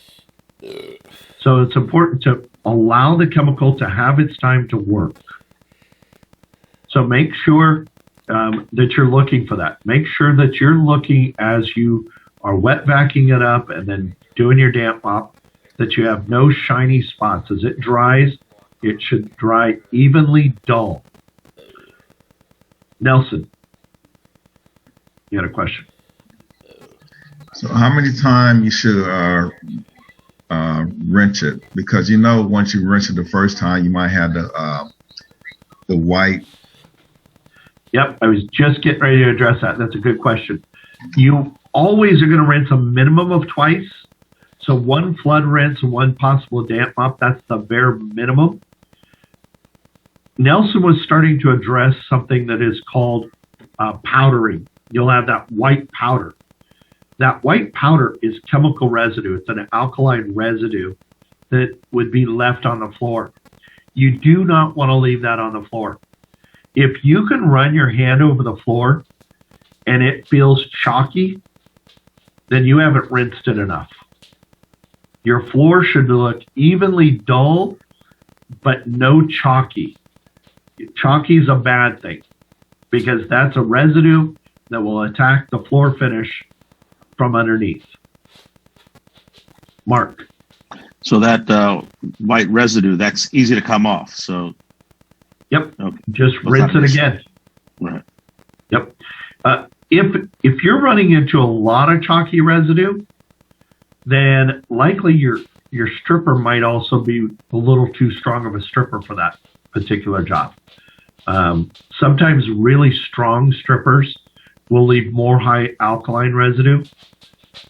One of the things I've learned is don't use stronger stripper than you need. And that's where some testing comes in hand ahead of time and knowing your floor. A lot of times, contractors who don't know the floor that they're working with will have to go more aggressive because they don't know what's on the floor. So they may go with a very aggressive, but they're going to rinse it several times. Now, let's talk about if this was the case of using an automatic scrubber. I would follow all these basic steps. You would never apply stripper solution through the automatic scrubber. You can use an automatic scrubber to do the scrubbing. You can use it to do the rinsing. You could even put a rinse aid, like a neutralizer, into the auto scrubber, but never, ever apply it through this machine. It has 2 reasons why you wouldn't do it. One is now it is going to contaminate the tanks. because now you're going to have a high alkaline cleaner in your clean solution tanks. You don't want that. Number two is because if you're applying stripper that way, it won't give it enough dwell time. And remember, we need 10 to 15 minutes. This is where that patience is going to come in. Once we've damp mopped the floor and all the floor is done, we just allow it to dry. And that's where you can put a blower on it to aid in the drying. But the question comes up, when do I do my edges? Right here. There's two different options, two different ways of attacking this. Some guys will do their edge work after they've machine scrubbed the area. Others who are more experienced will actually do that by, before they apply the stripper over the whole floor, they will simply apply it along the edges and they'll start with their edge work first. I actually like to start with my edge work first. And the reason being, that gives me an area where I know I'm going to go back over it a second time with my machine. But by applying the stripper along the edges and doing my edge work first, then when I go along to do it, I'm never having to step on a floor that's got stripper on it.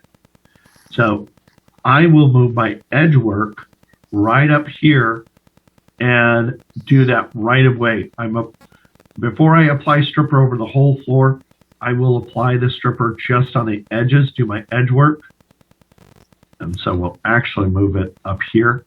And then after I've done my edges, I'll start applying the stripper over the main part of the floor. That makes sense? So it's similar to a painter.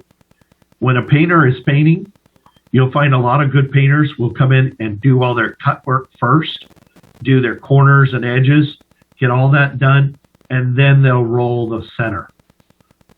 So that's where a lot of edge work comes in first. If I have done these steps properly, my floor should look dull.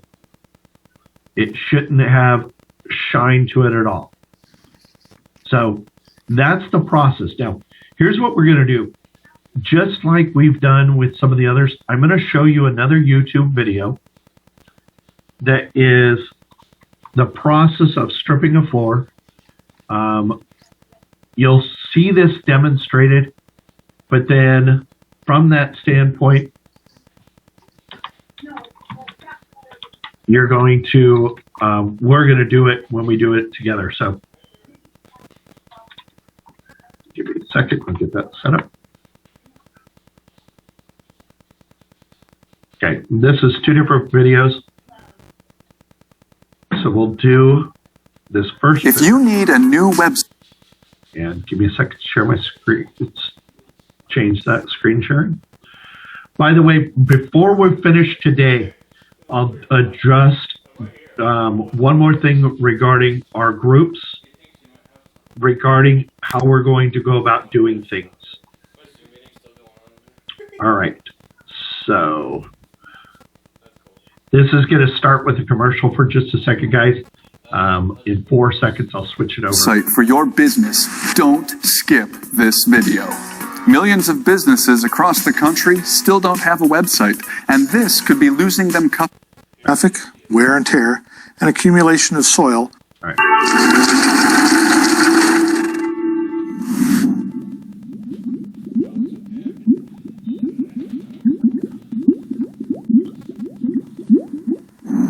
Hi, I'm Bill, and welcome to Clean Care. Floor stripping is important to give a solid starting point to any floor care program. With normal traffic, wear and tear, and accumulation of soil, the floor finish will deteriorate over time. At this point, it will need to be removed and reapplied. Floor stripper is designed to turn built-up layers of floor finish back into a liquid state so that it can be removed. After the floor is stripped and finished, the goal is to keep the floor in a maintenance mode where it will only need a quick top scrub and reapplication of the top layers. Floor stripping is the most labor, chemical, and equipment-intensive task in the janitorial world, and each time a floor is stripped, it can slightly wear down the floor material. A proper floor maintenance program, including top scrubbing and periodic maintenance, will extend the overall lifespan of a floor by reducing the frequency of floor stripping and finishing required.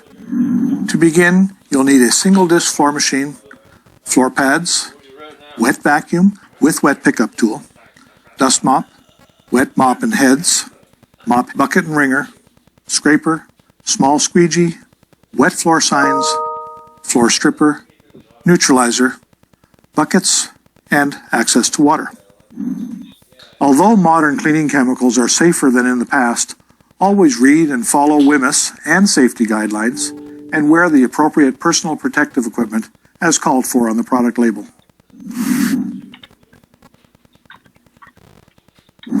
First, make sure to get uninterrupted access to the workspace.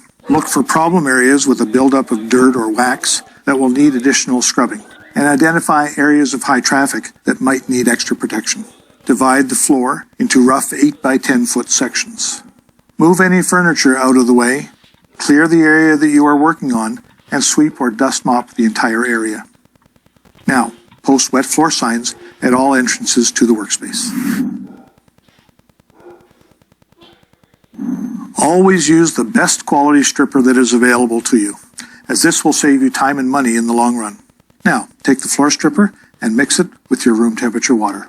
Most products will outline a range of dilutions for effective stripping. Use an old mop head that can be thrown out afterwards, as it will be ruined by the stripping process. Now, flood your 8 by 10 floor area with the solution. Never let the stripper solution dry onto the floor. Reapply the solution to any areas that are starting to dry.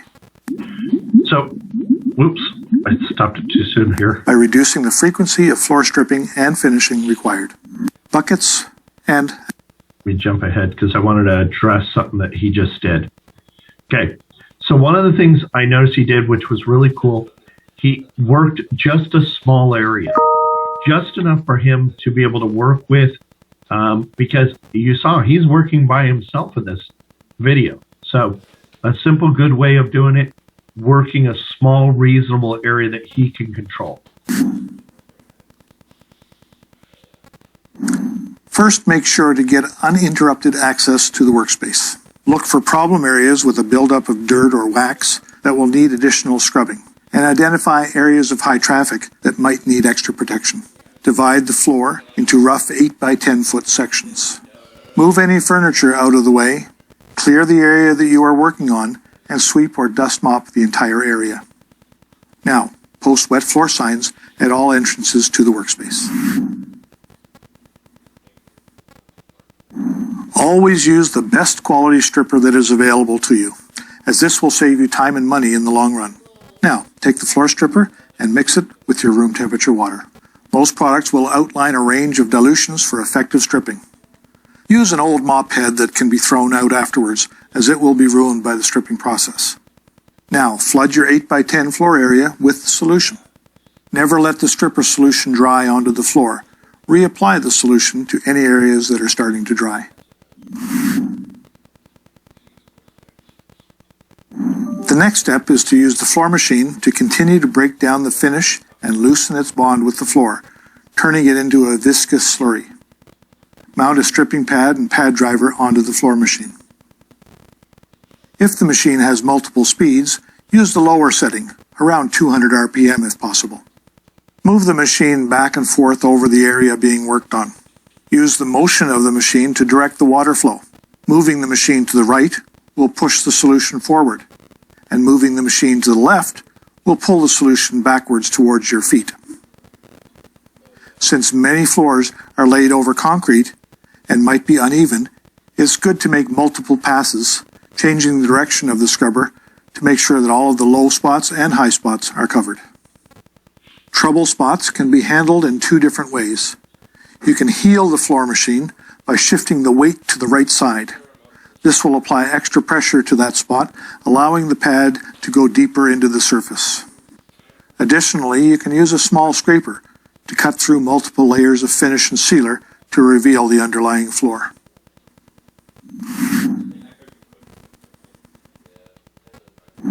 Once the floor is scrubbed, the next step is to remove the slurry from the floor surface. First, use a window squeegee to help pull back the slurry from obstacles and walls. This will make it accessible to the wet vac for an easy cleanup. Now, take a wet vac with a universal attachment. Adjust the blades so they are just touching the floor. Vacuum the slurry from the floor to remove the majority of the solution. You may remove any remaining wax spots with a scraper.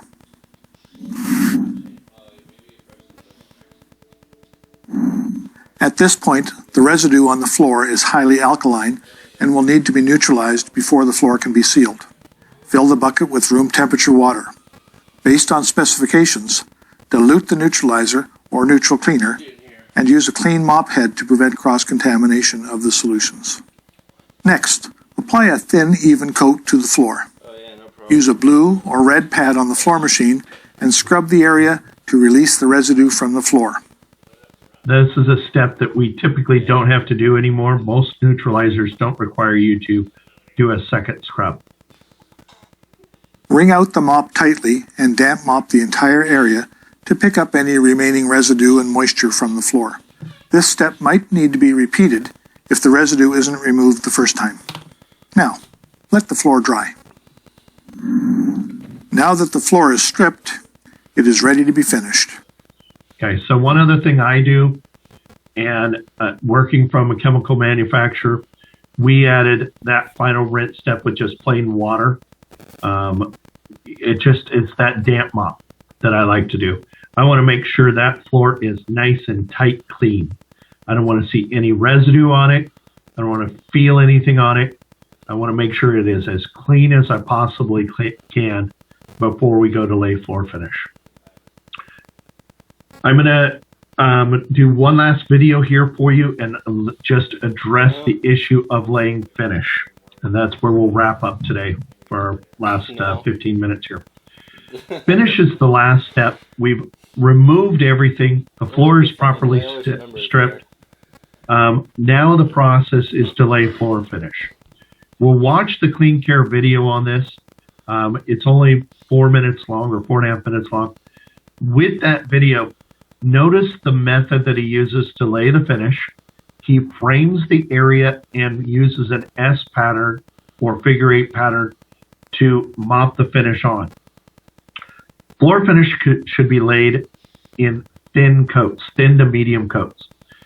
We want it to be able to dry properly in 20 to 30 minutes. If we lay it too heavy, then one of the problems will happen is it will take too long to cure, and it'll get where it's not going to properly dry and cure the way it should. So important to lay thin to medium coats. If we lay it way too thin, where it's almost squeegeeing it off, we're not leaving enough behind. So notice the way that he does this in this next video. It's the second For just $67, you can make as many videos as you want, and you never need to pick up a camera.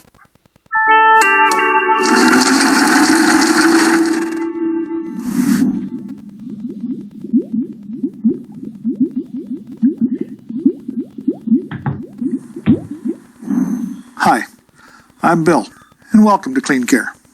The finishing process is important to create a solid layer of protection and give the surface its shine. Floor sealers are applied before the floor finish. The sealer contains smaller polymers and penetrate deeply to fill in small cracks and pores within the floor. These sealers are semi-permanent and have a high chemical resistance. Next, the finish is applied on top. These layers will give the floor its shine and protection and are meant to be slowly worn away with normal. And just to address this, in the painting industry, technology's improved to now we have good quality paints that are primers and paint. Same as occurred within the floor finish business. We now have accomplished getting floor finishes that have great leveling properties, and the polymers are a little smaller, so we don't have to use a separate sealer and finish. Most of all the new quality finishes don't require a sealer and finish. This was made in 2017. By then, they already had developed that technology, but this is kind of an older gentleman who's kind of referring to the way the technology was about 10 years ago. Normal use. With proper floor maintenance, only the floor finish is meant to be stripped away and reapplied, leaving the sealer unaffected. To begin, you'll need a floor finish applicator, such as a hard string mop or a flat mop, wet floor signs, sealer, and floor finish. Although modern cleaning chemicals are safer than in the past, always read and follow WMIS and safety guidelines, and wear the appropriate personal protective equipment as called for on the product label. Yeah. There are various ways that the sealer and finish can be applied to the floor. A string mop or a flat mop can both be used. If a bucket is used, make sure to line the bucket with a garbage bag to prevent residue from mixing into the finish. Regardless of which mop is used, first soak the mop in water and then wring it out. Each fiber in the mop can only hold a certain amount of moisture. Pre-soaking the mop will make sure that less of the floor sealer or finish will be absorbed inside the mop, allowing more of the solution to be applied to the floor. This will help to evenly coat the floor and will make it easier to clean up the mop afterwards. The floor sealer can simply be poured onto the floor and spread out by the mop. Walking backwards, apply a thin coat using a figure-8 motion, keeping the leading edge of the mop facing forward at all times, and do not walk on any of the areas that are wet. As you progress, make sure to overlap each pass of the mop. After the coat is applied, lay the mop on a sink or a clean garbage bag to prevent any contamination of the mop. Now let the area dry. The dry time will depend on the airflow, coat thickness, humidity, and temperature. To speed up the drying time, you can use an air mover with the airflow directed above the floor and never directly on the surface. This will allow the coat to dry in a uniform manner. Okay, I'm going to go back just one spot and then we'll stop here.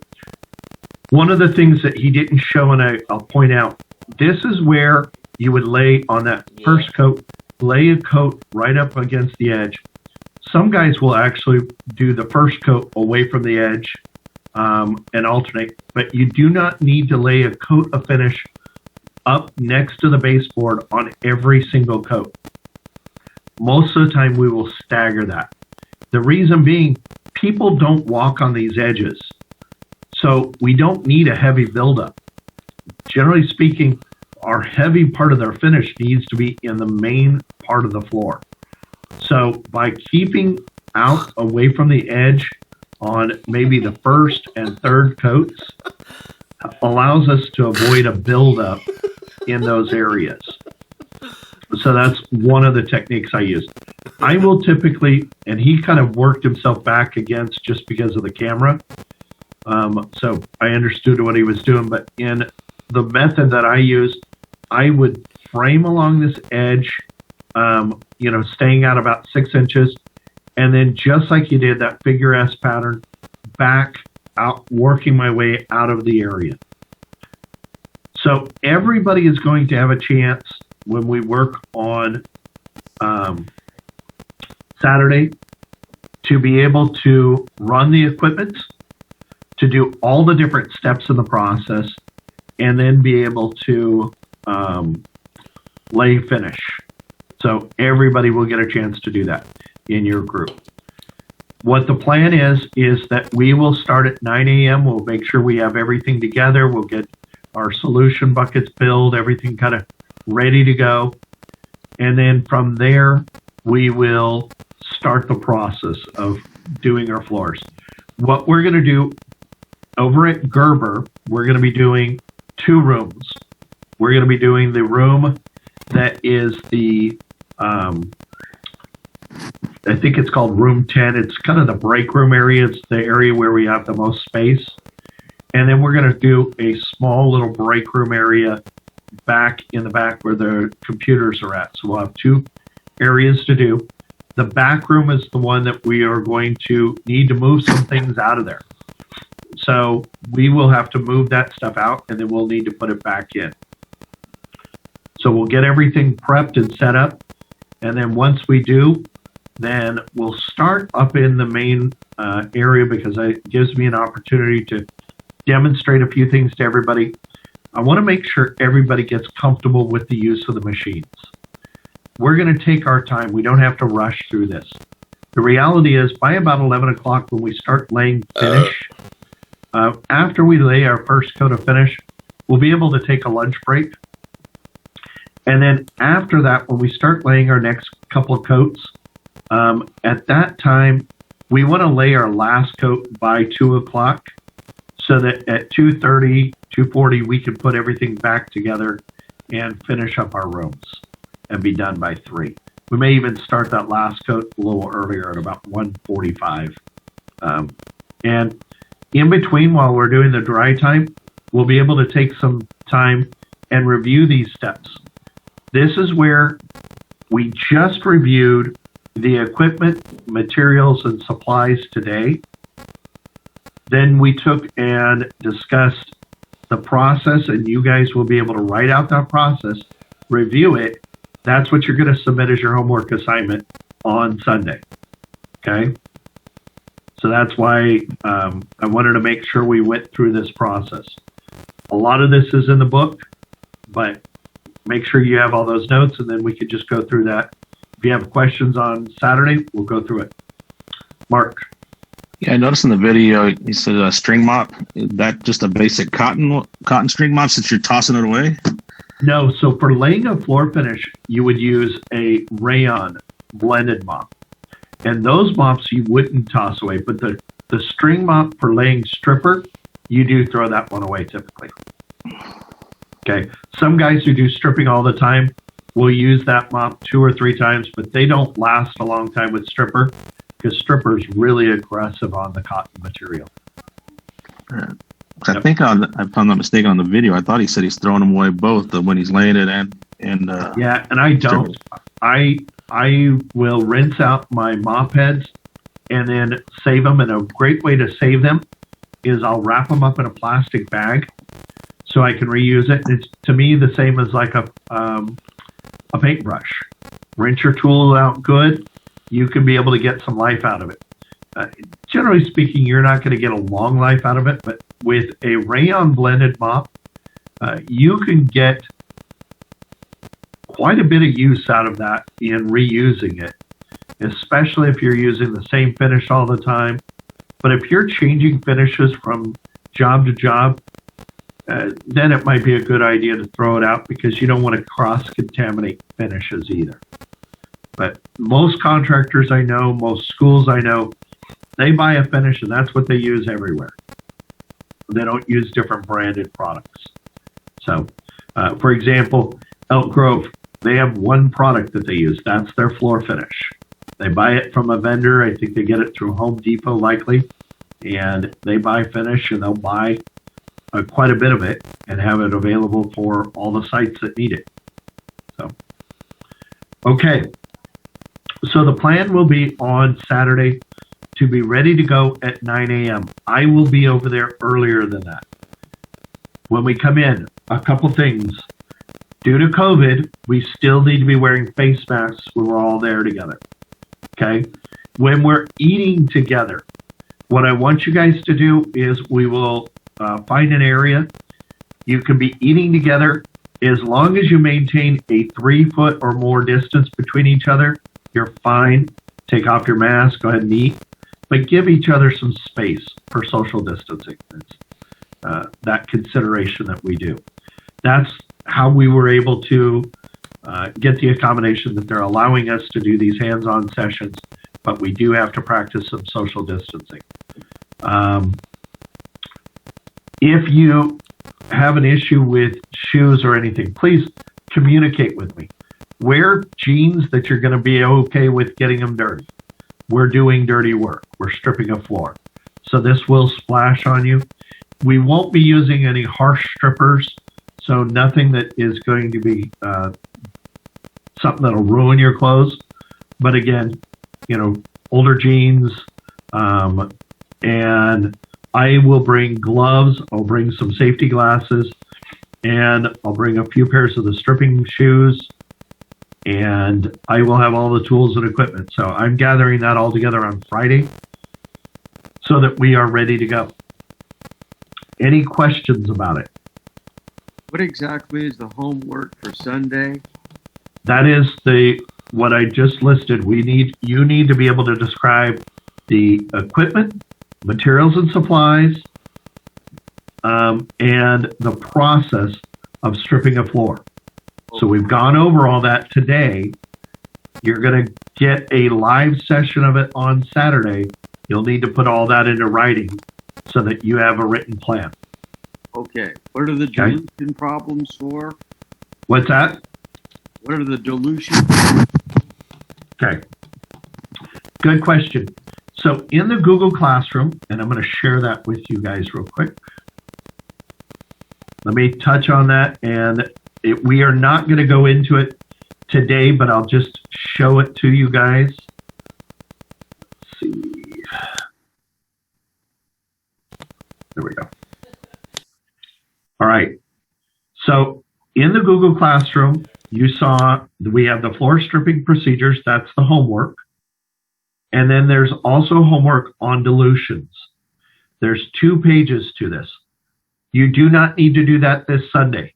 It'll be due. I assigned it so its due date is the following Sunday, but we are going to be covering it on Monday. If you wanted to start going over it and review ahead of time, you're welcome to. This is what I kind of stepped into the other day, and I wasn't prepared to jump into it. I allowed the book to push me to a spot I wasn't ready for. And that was my bad planning on that.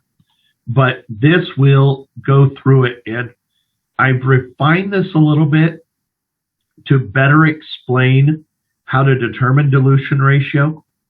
So we will again cover that on Monday, and then that'll be a homework assignment. There's about 10 problems that you'll need to do the practice on and make sure you guys understand it.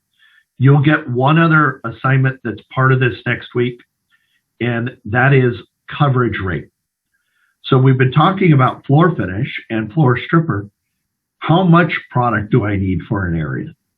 We will cover that on Monday's lesson. So Monday is predominantly math, where we talk about coverage rate and dilution rates. Okay. Tyler, you had a question. Yeah, I was wondering what the address is for where we go in person and also for where I get my book. Okay, so it's all at the same spot. It's 8401 Gerber Road. Okay. There in Elk Grove. So I think most of you guys have been over there before, but 8401 Gerber Road is where we're going to be at. And Amon, I think you wanted to talk to me after class for just a minute, so I'll stick around for a few minutes after. So your groups have been assigned. You guys know who you're going to be working with, and we'll be ready to go on Saturday at 9 a.m. If you have a problem being in attendance, I need to know about it today or tomorrow so we can look at what the options are for you. Okay? Because this class is a hands-on class. And unfortunately, the only way for us to give us enough time to do it, because these projects are a little bit more time consuming, is we had to schedule it on Saturdays. And that's why we had those 3 Saturdays scheduled. So, let me know. I know, Dawn, you and I have talked about that a little bit. So just give me a call or text me. I'm available all day tomorrow and then Friday morning to discuss any issues on that. Okay? So that's it, guys. That's today's class, and look forward to seeing everybody on Saturday. It'll be nice to actually meet some of you face-to-face, because I've had half of you in this last class, and I've been looking at you, and you can see my face for the last couple months. But others, I haven't seen Dawn and Tony, or Dawn and Amon and Maria, Stephen. Haven't seen you guys in a year, so it'll be nice to see you guys again. So looking forward to our program on Saturday. That's it. I'll go ahead and end there. I'll stop our recording, just like I did with recording stopped. that will be saved in the Google Classroom.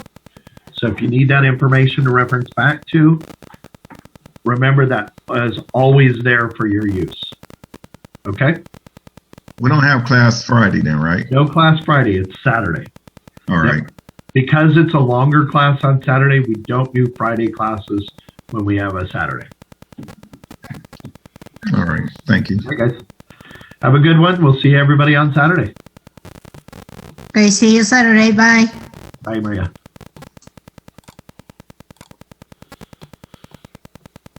That was funny.